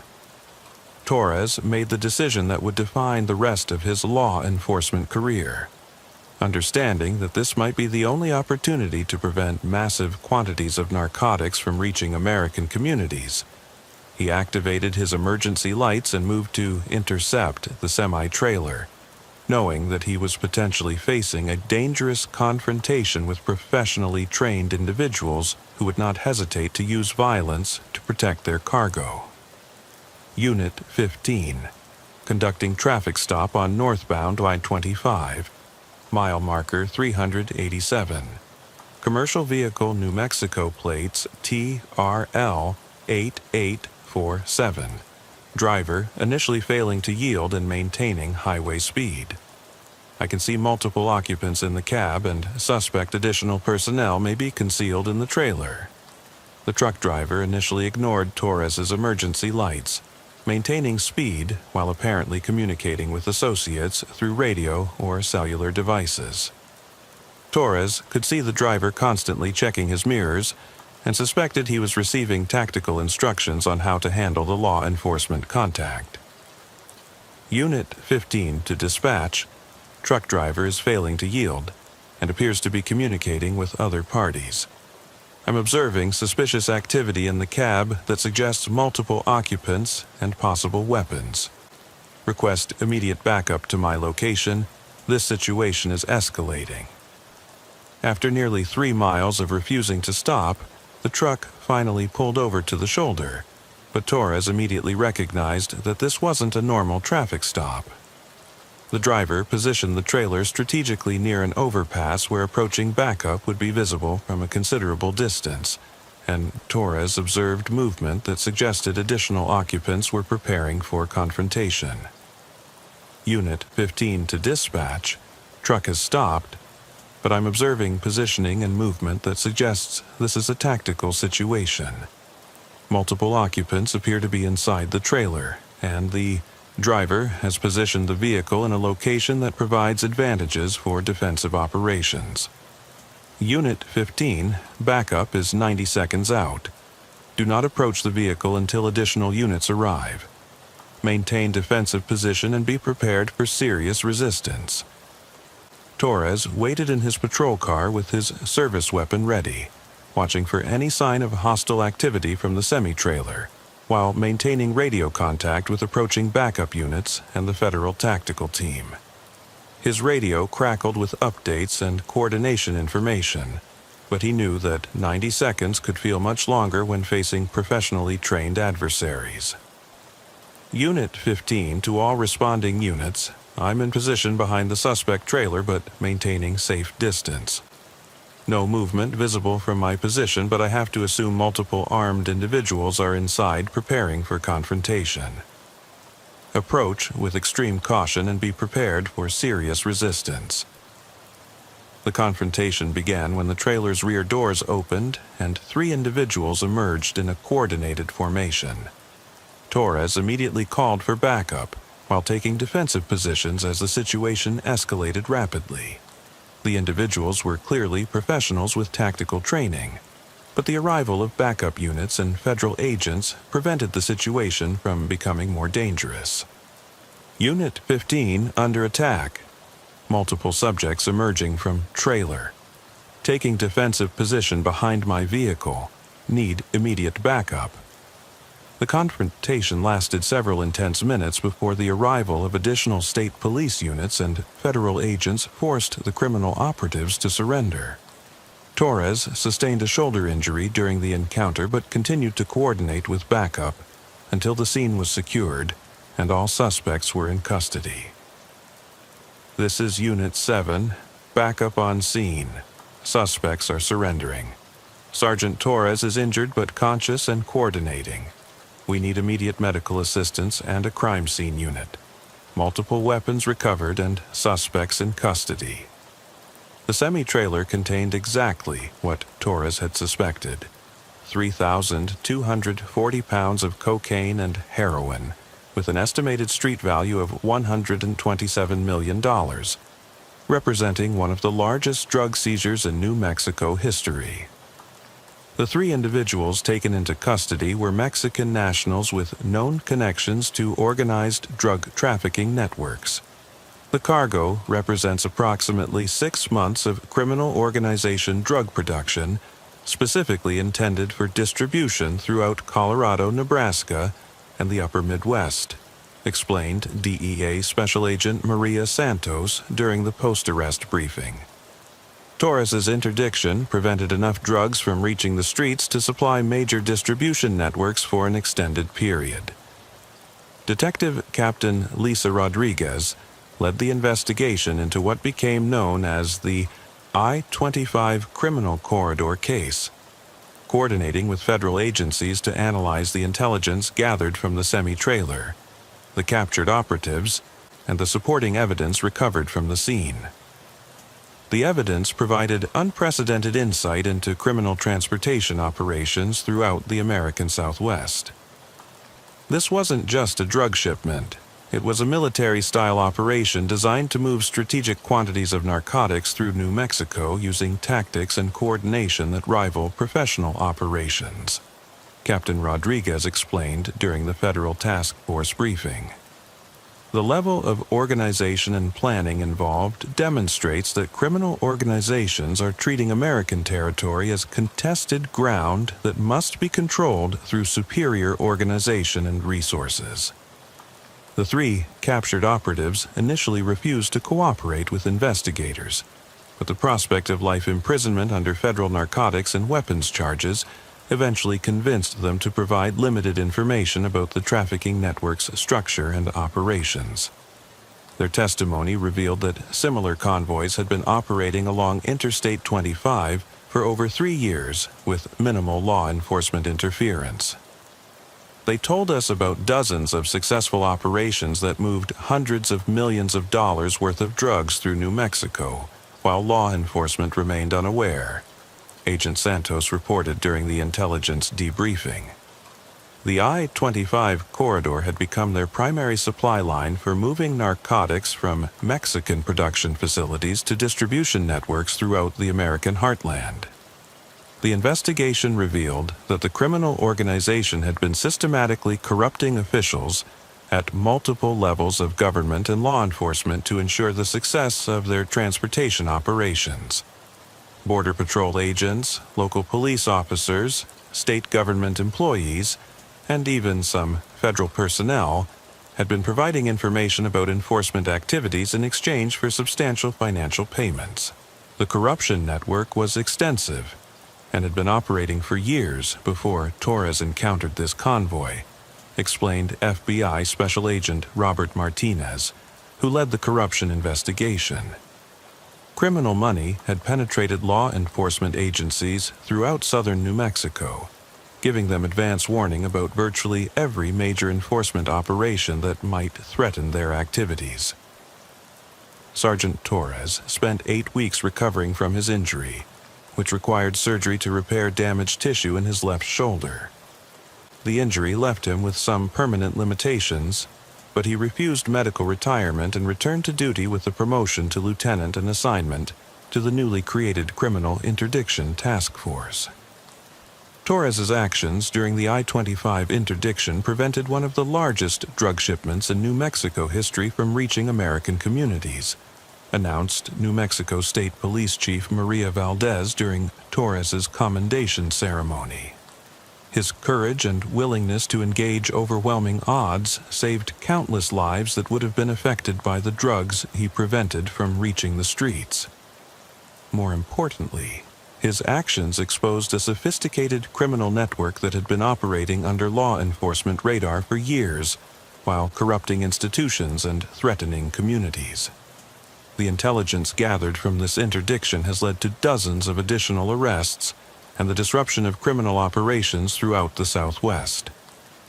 The investigation revealed that the criminal organization had been using the I-25 corridor as their primary transportation route because it offered several strategic advantages that made law enforcement interdiction extremely difficult. The highway connected major border crossings with distribution centers while passing through hundreds of miles of sparsely populated territory with minimal law enforcement presence.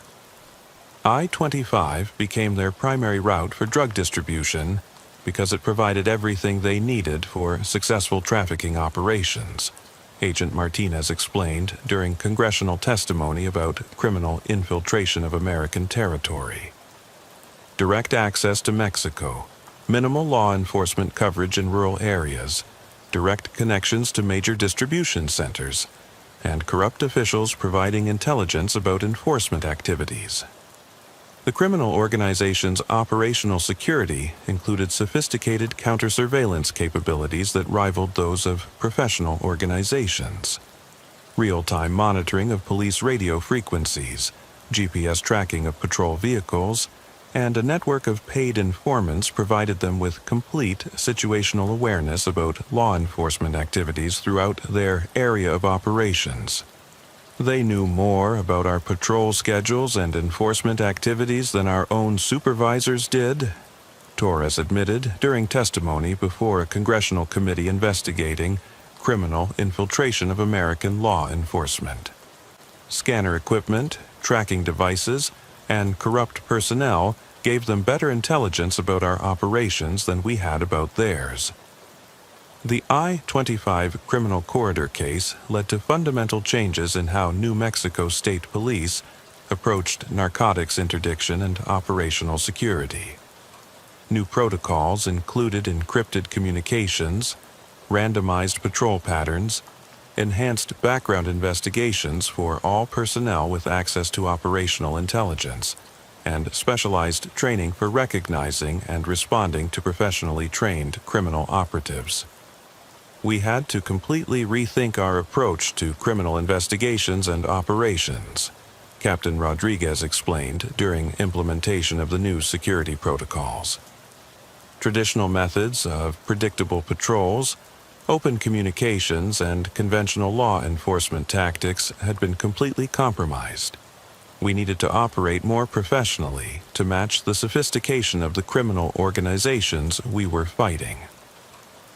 The corruption investigation that followed Torres's interdiction revealed the true extent of criminal infiltration into New Mexico's law enforcement and government communities.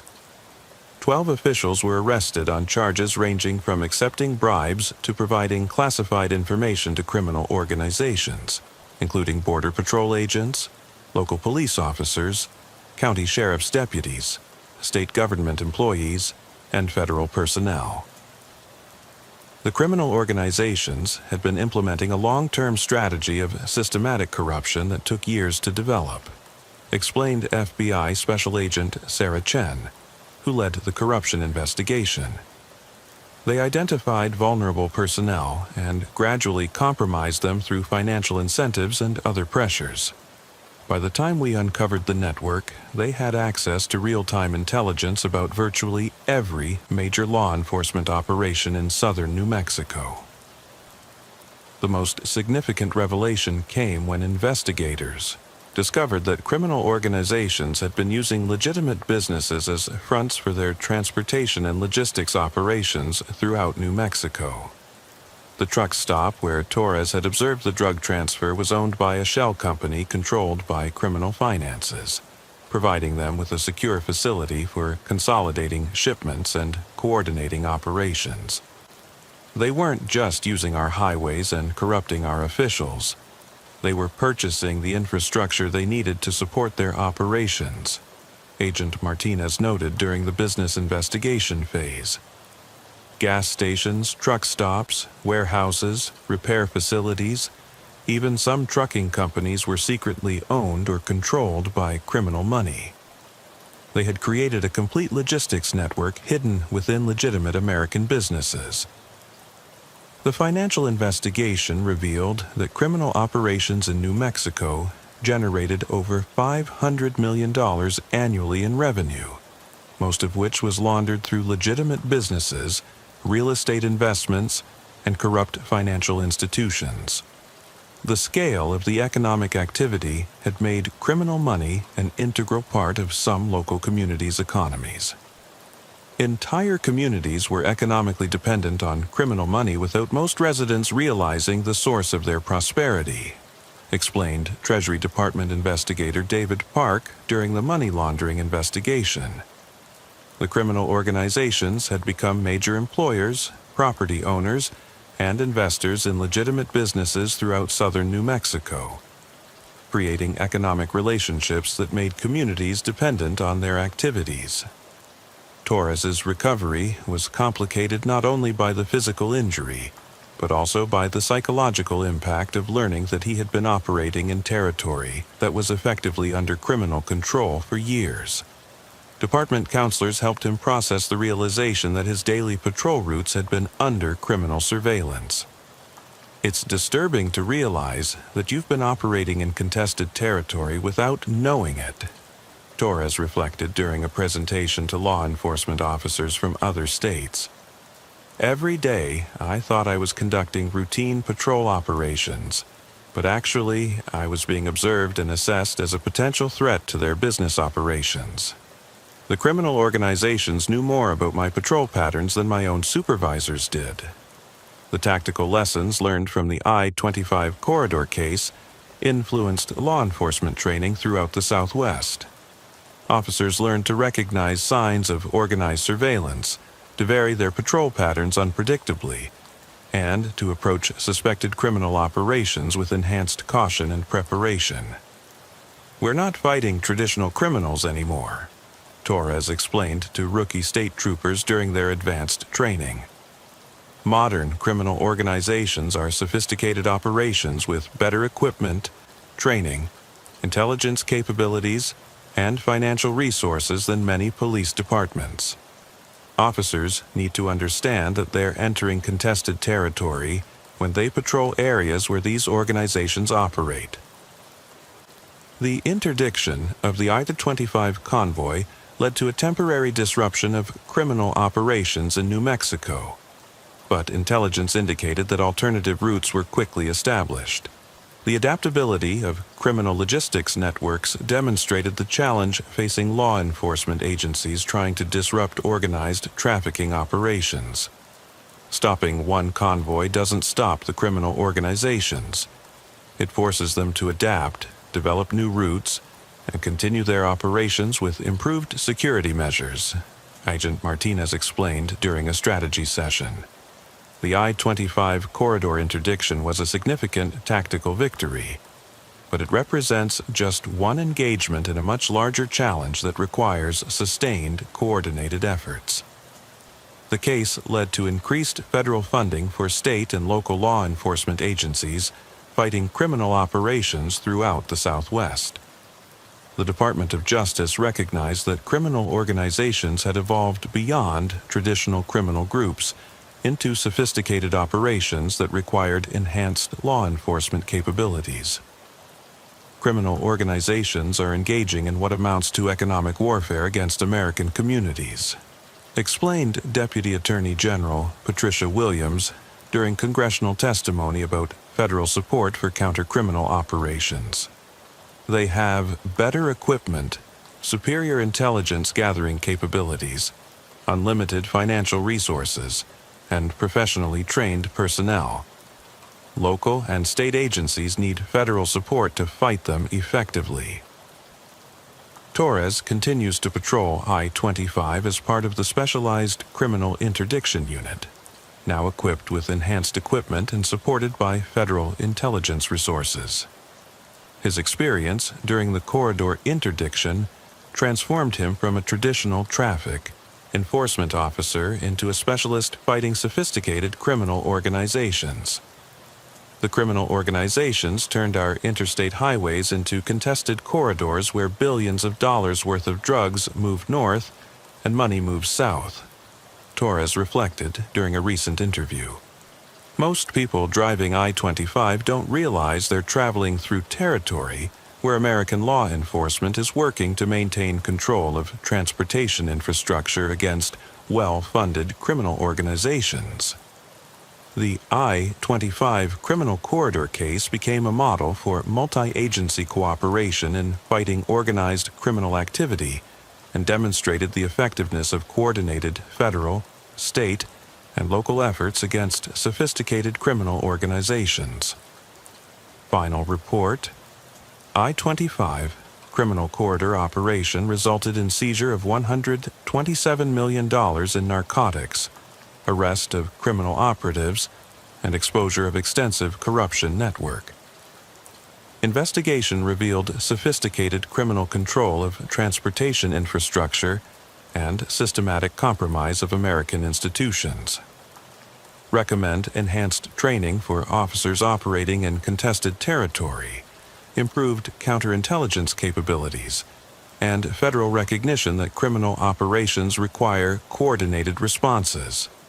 The interstate highway system requires constant vigilance to prevent its exploitation by sophisticated criminal organizations.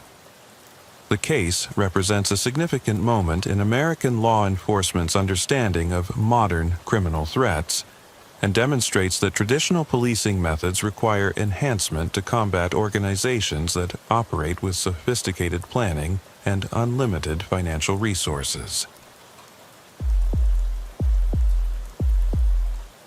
The pattern emerged from the data like a hidden puzzle, finally revealing its shape after Detective Amanda Walsh had spent months analyzing missing persons reports along Interstate 84. 7 people had disappeared without trace between Portland and the Idaho border over an 8-month period, all within a quarter mile of the highway, all during overnight hours when traffic was minimal and potential witnesses were virtually non-existent. Walsh was a 12-year veteran of the Oregon State Police, specializing in missing persons investigations that crossed jurisdictional boundaries and often involved complex criminal activity requiring analytical skills and investigative persistence that went far beyond traditional police work. Her background in criminal psychology and data analysis had solved dozens of cases that other investigators had classified as unsolvable mysteries. The missing individuals appear to have nothing in common except unfortunate timing and location, Walsh explained during her presentation to the Oregon State Police Criminal Investigation Division's monthly case review meeting. Different ages, backgrounds, reasons for traveling, and destinations. But they all disappeared within the same geographic corridor during the same time window, between midnight and 4 a.m. when highway traffic is minimal and law enforcement presence is limited. What makes these cases particularly concerning is the complete absence of physical evidence or logical explanations for the disappearances. These aren't people who became lost or decided to start new lives elsewhere. These appear to be systematic disappearances that suggest predatory behavior by someone who understands highway traffic patterns and law enforcement response procedures. The first missing person had been Maria Santos, a 34-year-old registered nurse driving home to Portland after visiting her sister in Boise during a long weekend. Her car was discovered abandoned at the Dead Man Pass rest area near mile marker 347. Keys still in the ignition, purse and personal belongings untouched, but no sign of Santos herself despite extensive searches of the surrounding mountainous terrain. Santos's disappearance initially appeared to be an isolated incident, Walsh noted during her case presentation. Possible abduction by another traveler, or someone specifically targeting the rest area for criminal activity. We conducted ground searches, aerial searches, interviews with other travelers, analysis of security footage from nearby businesses. Everything came up empty. The investigation had initially focused on the possibility that Santos had been abducted by another rest area user, but extensive searches of the surrounding wilderness area yielded no evidence of her whereabouts. The case had gone cold after 6 weeks of intensive investigation, joining the growing number of missing persons cases that challenged law enforcement resources. The second disappearance occurred 3 weeks later and involved Robert Kim, a 45-year-old software engineer who vanished from the Cable Creek truck stop near mile marker 298 while driving to a technology conference in Portland. Security cameras showed him entering the facility's restroom at 2:17 a.m., but he never emerged, and his rental car remained in the parking lot with his luggage and expensive computer equipment untouched. Kim's case showed the same pattern as Santos. Sudden disappearance during overnight hours, no witnesses, no evidence of struggle, no apparent motive for voluntary departure, Walsh explained. The security footage confirmed he entered the restroom, but there were no cameras covering the rear exit or the area behind the building where someone could have been waiting. What made Kim's case particularly puzzling was that he had no reason to disappear voluntarily. Stable employment, healthy family relationships, and he was scheduled to give an important presentation at the conference the next morning. Everything indicated he was planning to complete his trip normally. By the time the seventh person disappeared, Walsh had identified a clear geographic and temporal pattern that suggested systematic predatory behavior by someone who possessed sophisticated knowledge of highway traffic patterns, law enforcement patrol schedules, and the vulnerabilities of travelers using Interstate 84 during overnight hours. Someone is systematically targeting travelers along this highway with professional-level planning and execution, Walsh told her supervisor, Captain Robert Hayes, during a briefing that would lead to the formation of a specialized task force. They understand traffic patterns, surveillance capabilities, law enforcement response procedures, and victim selection criteria. This isn't random predation. It's systematic targeting by someone with extensive knowledge of how to exploit vulnerabilities in our transportation system. The breakthrough in understanding the scope of the criminal operation came when Walsh began analyzing infrastructure maintenance records for the areas where disappearances had occurred. Her investigation revealed that all 7 disappearance locations had experienced cellular communication tower maintenance issues in the days immediately preceding each incident, maintenance that had temporarily disabled emergency communication capabilities in precisely the areas where people had vanished. The perpetrator has been systematically sabotaging cellular towers to create communication dead zones where victims can't call for help and law enforcement response is delayed, Walsh realized during her analysis of telecommunications maintenance records. They're not just targeting randomly, they're creating controlled environments where they have tactical advantages over both victims and responding officers.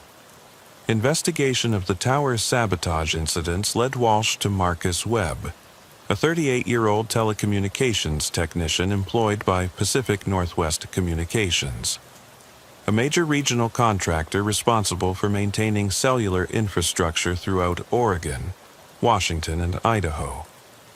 Webb's employment records showed he had legitimate access to cell tower sites for routine maintenance and repair work, providing perfect cover for sabotage activities. Webb had ideal criminal cover, legitimate employment that required him to access remote telecommunications facilities without supervision or oversight, explained Detective Sergeant Lisa Rodriguez, who assisted Walsh with the investigation. He could disable emergency communication systems, create communication dead zones, and establish hunting territories, without arousing suspicion from his employer or law enforcement agencies. His work schedule aligned perfectly with the timeline of disappearances, and his access credentials allowed him to disable towers temporarily without triggering immediate maintenance alerts. The sabotage was sophisticated enough to appear like routine equipment failures rather than deliberate criminal activity. Surveillance of Webb revealed patterns of behavior that confirmed Walsh's theory about systematic predation along Interstate 84. Webb would disable cellular towers in strategic locations, then position himself at rest areas, truck stops, and other highway facilities during overnight hours, carefully observing potential victims who fit his target profile.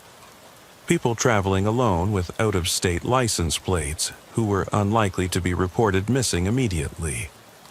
Webb demonstrated remarkable patience and methodical victim selection, Walsh observed during the surveillance operation. He would sometimes observe potential targets for hours before deciding whether to act. He was looking for people who wouldn't be missed quickly, giving him time to dispose of evidence and establish alibis before investigations began.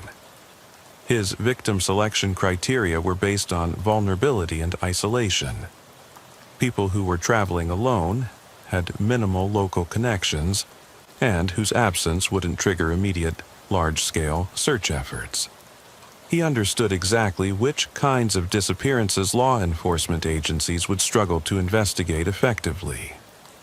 The arrest operation required careful coordination between multiple agencies to avoid alerting Webb to the investigation, while ensuring that no additional victims were taken during the surveillance period. Walsh worked with federal agents and state police tactical teams to establish monitoring of Webb's activities while maintaining normal highway patrol operations. We had to apprehend him during victim selection or abduction attempts without allowing him to harm another person, Captain Hayes explained during the operational planning phase. Webb was too intelligent and cautious to be trapped through conventional investigative techniques. We needed to observe his predatory behavior directly and document his criminal intent before making the arrest. The surveillance operation revealed the full scope of Webb's criminal methodology and the sophisticated planning that had allowed him to operate undetected for months while systematically targeting travelers along Interstate 84. Webb would conduct reconnaissance of potential hunting areas for days before disabling communications infrastructure and positioning himself for victim acquisition. His preparation was extraordinary in its thoroughness and attention to detail, Agent Rodriguez noted during the surveillance briefing. Webb would study traffic patterns, law enforcement patrol schedules, facility security measures, and escape routes before committing to a particular location for predatory activities. He operated like a professional, conducting reconnaissance and target selection. The operation was set when surveillance teams observed Webb disabling a cellular tower near mile marker 275, then positioning himself at the adjacent Mountain View rest area, where he had clear sight lines of arriving vehicles and multiple escape routes in case law enforcement responded to reports of suspicious activity. We had him under complete surveillance while he was conducting his predatory behavior, Walsh recalled during the post-arrest briefing. Webb spent over 3 hours in position, observing potential victims and assessing their vulnerability before Detective Rodriguez and I arrived in an unmarked vehicle playing the roles of stranded travelers. His approach methodology explained how he had successfully abducted 7 people without witnesses or evidence.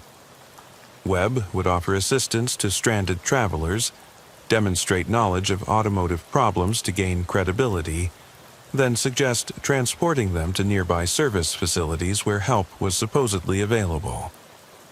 Webb's method was effective because of its psychological manipulation. He appeared to be a helpful citizen, offering assistance to people in distress, using his telecommunications industry knowledge and vehicles to create credible cover stories for his presence at remote locations during overnight hours. Victims would willingly accompany Webb because he seemed like their rescue rather than their threat, Detective Rodriguez explained during her analysis of his victim acquisition techniques. He wore company uniforms, drove vehicles with legitimate commercial markings, and could explain his presence at remote locations through his employment responsibilities. Everything about his approach was designed to inspire trust and compliance. The arrest came when Webb approached Walsh and Rodriguez, who were playing the roles of stranded motorists with vehicle problems, and began employing his standard victim acquisition techniques. Surveillance teams documented him attempting to convince the undercover officers to abandon their vehicle and accompany him to a supposedly nearby service station. Webb's predatory behavior was textbook in its execution, Walsh explained during the arrest debriefing. He approached us with offers of assistance, demonstrated detailed knowledge of automotive systems to establish credibility, and began trying to convince us to get into his vehicle for transportation to help. When he produced restraint devices from his glove compartment, we knew we had documented clear criminal intent. The evidence recovered from Webb's vehicle and subsequent search of his property revealed a carefully planned and executed criminal enterprise that had been operating for over 18 months before law enforcement recognized the pattern of disappearances along Interstate 84. Webb's vehicle contained restraint devices, sedatives, detailed maps of highway rest areas and communication towers, and extensive notes about potential victims and their travel patterns, Captain Hayes reported during the press conference announcing the arrest. His residence contained additional evidence, including personal belongings of victims and detailed records of his criminal activities. The search of Webb's rural property near the Columbia River revealed a carefully concealed location where he had disposed of his victims after abducting them. The investigation uncovered evidence of all 7 missing persons, along with materials indicating that Webb had been developing increasingly sophisticated methods for victim acquisition and disposal. Webb's property contained evidence linking him to all 7 missing persons cases, announced Oregon State Medical Examiner Dr. Patricia Wells during the forensic investigation briefing. The evidence indicates that victims were held captive for varying periods before being killed, and that Webb had been refining his criminal methods to maximize his control over victims while minimizing the risk of detection. Webb's interrogation revealed the psychological motivations behind his systematic predation and the sophisticated planning that had allowed him to operate undetected while targeting travelers along one of Oregon's busiest transportation corridors. Webb described his crimes in terms of intellectual challenge and problem-solving rather than emotional compulsion, explained Dr. Patricia Reeves, the forensic psychiatrist who conducted his psychological evaluation. He viewed victim acquisition and disposal as technical problems that required systematic solutions. The methodology he developed represented his solution to the challenge of acquiring and controlling victims while avoiding law enforcement detection. His psychological profile revealed antisocial personality traits combined with high intelligence and sophisticated planning capabilities. Webb derived satisfaction not just from controlling victims, but from developing and perfecting systems that allowed him to operate with minimal risk of capture. The investigation revealed that Webb had been using his legitimate employment to study law enforcement response patterns and communication vulnerabilities throughout the Pacific Northwest. His technical knowledge of telecommunication systems allowed him to create communication dead zones that delayed emergency response and prevented victims from calling for help. Webb's employment gave him access to critical infrastructure and detailed knowledge of how emergency communication systems operate, explained FBI Special Agent Sarah Kim, who led the federal investigation into the infrastructure sabotage aspects of the case. He understood exactly how to disable these systems temporarily without triggering immediate maintenance responses, creating windows of opportunity for criminal activity. His case demonstrates how individuals with technical expertise and legitimate access to critical infrastructure can exploit these systems for predatory purposes. The vulnerabilities he exploited exist throughout the country's telecommunications network and represent a significant security risk that requires enhanced monitoring and protection. Webb was charged with 7 counts of kidnapping and murder, along with destruction of critical infrastructure under federal legislation due to his systematic sabotage of emergency communication systems. His trial revealed additional details about his criminal methodology that provided valuable intelligence for protecting against similar predatory behavior. Webb's systematic approach to victim acquisition represents a category of predatory behavior that exploits modern technology and infrastructure vulnerabilities, Agent Kim testified during the sentencing phase. His case demonstrates the need for enhanced security measures protecting critical infrastructure and improved coordination between law enforcement agencies investigating missing persons cases. The conviction resulted in multiple life sentences for Webb, but more importantly, his case led to significant improvements in multi-jurisdictional coordination for missing persons investigations and enhanced security protocols for protecting telecommunications infrastructure from sabotage. Webb's ability to operate undetected for 18 months while systematically targeting travelers exposed serious vulnerabilities in our investigative approaches and infrastructure security, Captain Hayes noted during the implementation of new protocols. His case requires fundamental changes in how we approach missing persons investigations and how we protect critical systems from criminal exploitation. Detective Walsh was promoted to lieutenant and assigned to lead Oregon's new multi-jurisdictional missing persons task force, a specialized unit created specifically in response to the I-84 case. Her analytical approach and persistence had been crucial in identifying the pattern of disappearances and exposing Webb's criminal enterprise. The missing persons highway case demonstrated that modern predators can exploit technology and jurisdictional boundaries to operate on scales that previous generations of criminals couldn't achieve, Walsh explained during a training conference for investigators throughout the Pacific Northwest. Webb's technical expertise and systematic approach allowed him to target victims across multiple jurisdictions while avoiding detection through sophisticated planning and infrastructure manipulation.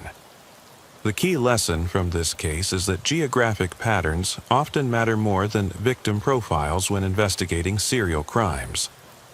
When multiple people disappear from the same transportation corridor, even if they appear to have nothing in common, investigators need to consider the possibility of systematic predation rather than isolated incidents. The Oregon State Police implemented new protocols for investigating missing persons cases based on lessons learned from the Webb investigation. Enhanced coordination between agencies, mandatory reporting of infrastructure sabotage incidents, and specialized training for recognizing patterns of systematic predation became standard procedures. Every missing person report is now analyzed in the context of geographic and temporal patterns that might indicate systematic criminal activity, Lieutenant Walsh explained during the implementation of new investigative protocols. Webb's case proved that predators can operate undetected for extended periods if law enforcement agencies don't coordinate effectively and share information about seemingly unrelated disappearances. The families of Webb's victims found some measure of closure in his conviction and the recovery of information about their loved ones' fates, but the case highlighted the vulnerability of travelers on America's highway system and the sophisticated methods that modern predators can use to exploit transportation infrastructure. Learning what happened to our loved ones was devastating, but at least we finally have answers and know that the person responsible will never harm another family, stated Michael Santos, brother of victim Maria Santos, during Webb's sentencing hearing. This case should serve as a warning that our highways aren't as safe as we assume, and that law enforcement agencies need better tools and coordination to protect travelers from predators like Webb. The Webb case became a model for investigating systematic predation along transportation corridors and demonstrated the importance of analyzing infrastructure vulnerabilities that criminals might exploit for predatory purposes. The investigation showed that modern predators could use technical expertise and legitimate employment to create hunting opportunities that were nearly impossible to detect using traditional investigative methods.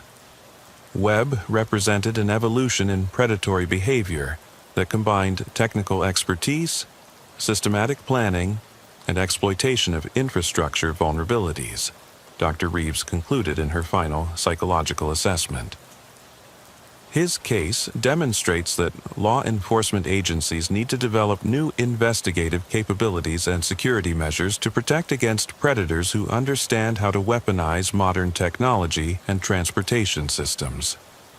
The Interstate 84 missing persons highway case exposed vulnerabilities in America's transportation and communication infrastructure that required fundamental changes in security protocols and investigative approaches. Webb's ability to systematically target travelers for 18 months while avoiding detection demonstrated that traditional law enforcement methods needed enhancement for combating technically sophisticated predators. Final report: Interstate 84 missing persons. Highway investigation resulted in arrest and conviction of Marcus Webb for 7 counts of kidnapping and murder, along with exposure of systematic exploitation of telecommunications infrastructure for predatory purposes. Case revealed need for enhanced security measures, protecting critical infrastructure, improved multi-agency coordination for missing persons investigations, and specialized training for recognizing patterns of systematic predation. Highway corridors and supporting infrastructure require constant monitoring and protection to prevent exploitation by technically sophisticated criminals who understand how to weaponize modern technology for predatory purposes. The case serves as an important reminder that America's highway system, while essential for commerce and connectivity, also provides opportunities for sophisticated predators to target victims across multiple jurisdictions while exploiting technology and infrastructure vulnerabilities to avoid detection. Detective Walsh's analytical persistence and attention to patterns had stopped a predator whose technical expertise and systematic approach had made him nearly invisible to traditional investigative methods. The investigation led to improved security protocols for telecommunications infrastructure, enhanced coordination between law enforcement agencies for missing persons cases, and specialized training for recognizing geographic patterns that might indicate systematic predatory behavior. Webb's case demonstrated that modern predators require modern investigative approaches, and that protecting travelers on America's highways requires constant vigilance and sophisticated analytical capabilities. The most important lesson from this case is that patterns matter more than individual incidents when investigating missing persons cases, Walsh concluded in her training presentations to law enforcement agencies throughout the country.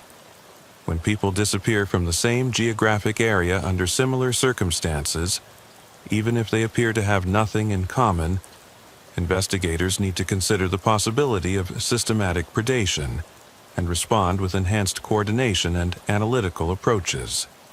The missing persons highway case stands as testimony to the importance of analytical thinking and multi-agency coordination in modern law enforcement. Walsh's recognition of geographic patterns and persistent investigation had prevented additional victims while exposing vulnerabilities in America's transportation infrastructure that required fundamental changes in security and investigative approaches.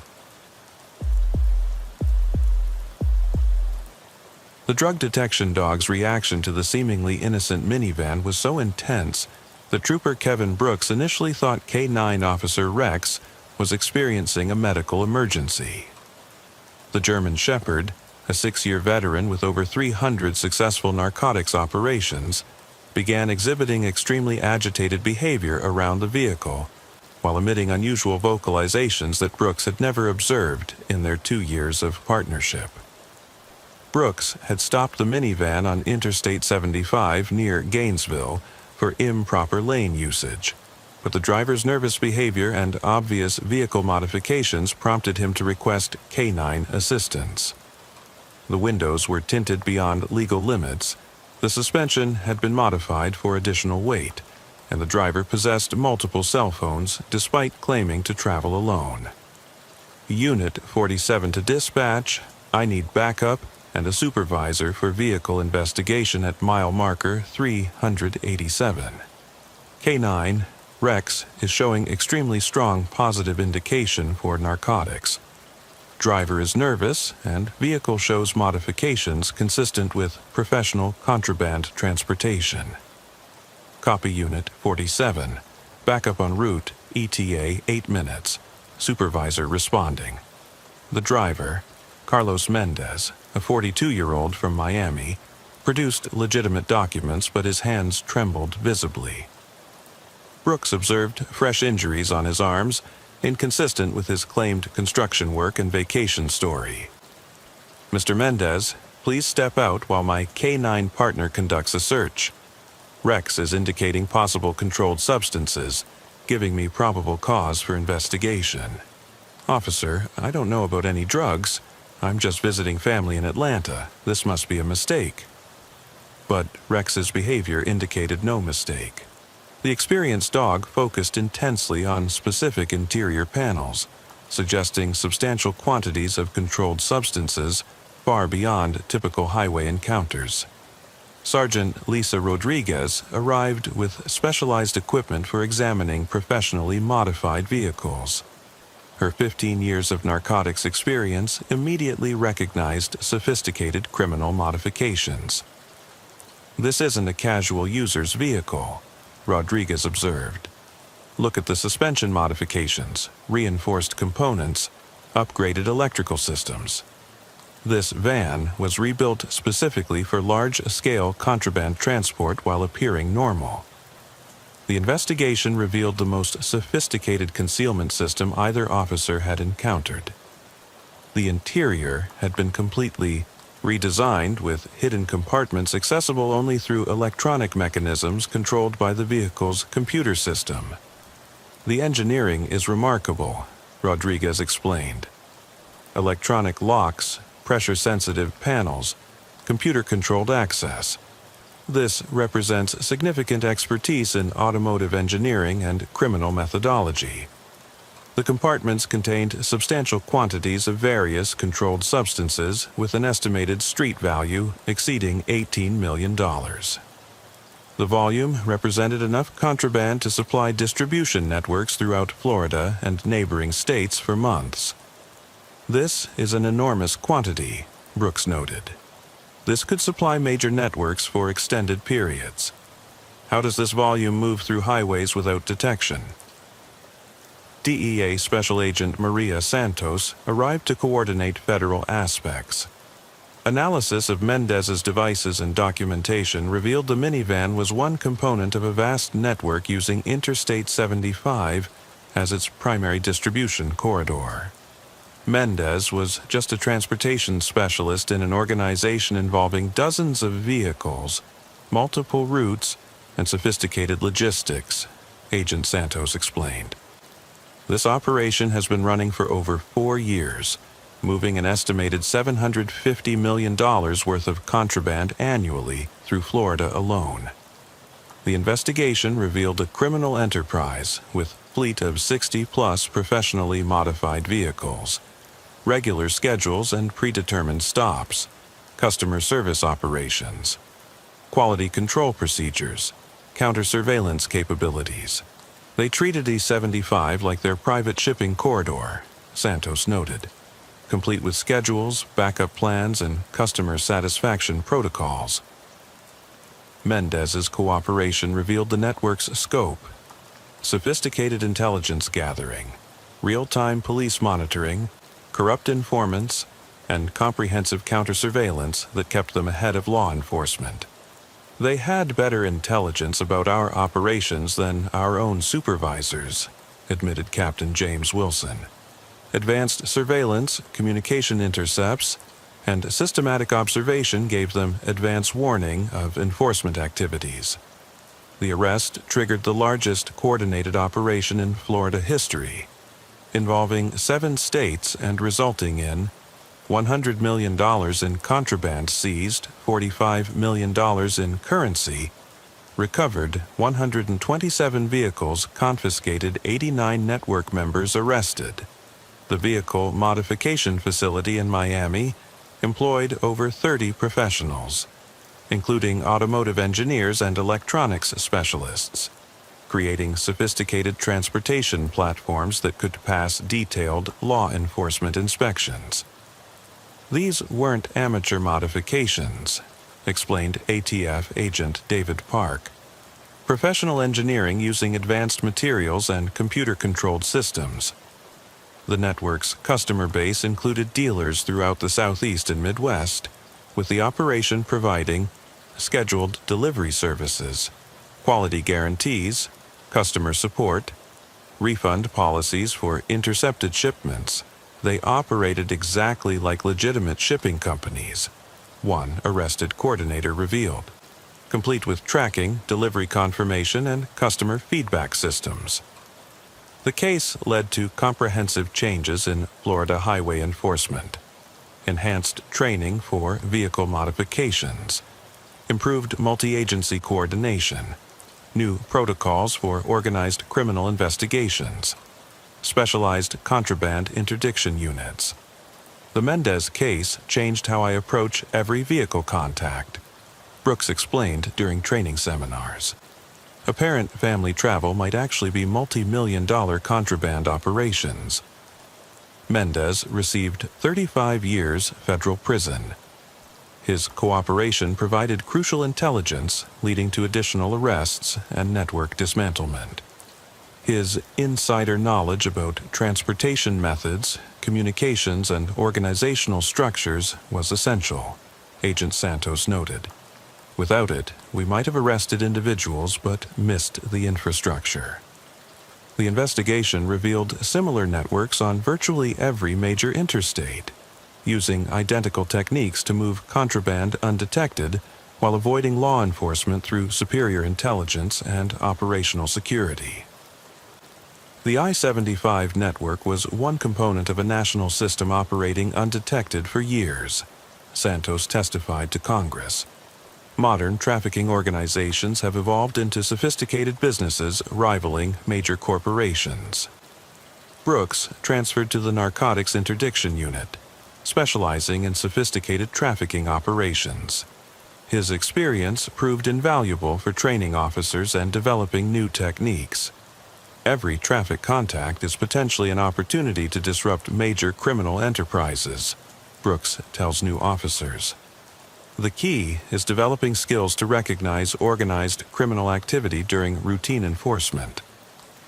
The case demonstrated that transportation corridors require constant monitoring and sophisticated responses to prevent exploitation by criminal enterprises operating parallel systems alongside legitimate commerce. Final report: I-75 pipeline investigation resulted in $100 million seizure, 89 arrests, and exposure of sophisticated enterprise exploiting transportation infrastructure. Case revealed need for enhanced training, improved coordination, and specialized protocols. Interstate systems require vigilance against organizations threatening public safety. The contraband pipeline case serves as a reminder that America's highways carry more than legitimate traffic. They're distribution networks for criminal organizations using sophisticated business practices for illegal enterprises. Brooks's routine traffic stop uncovered one of the largest networks in American history, demonstrating that professional training and investigative instincts remain essential tools against organized crime. The investigation established new standards for multi-agency cooperation and highway enforcement, proving that modern criminal organizations require equally sophisticated law enforcement responses. The case continues to influence training and protocols for detecting and disrupting organized contraband trafficking operations throughout the United States.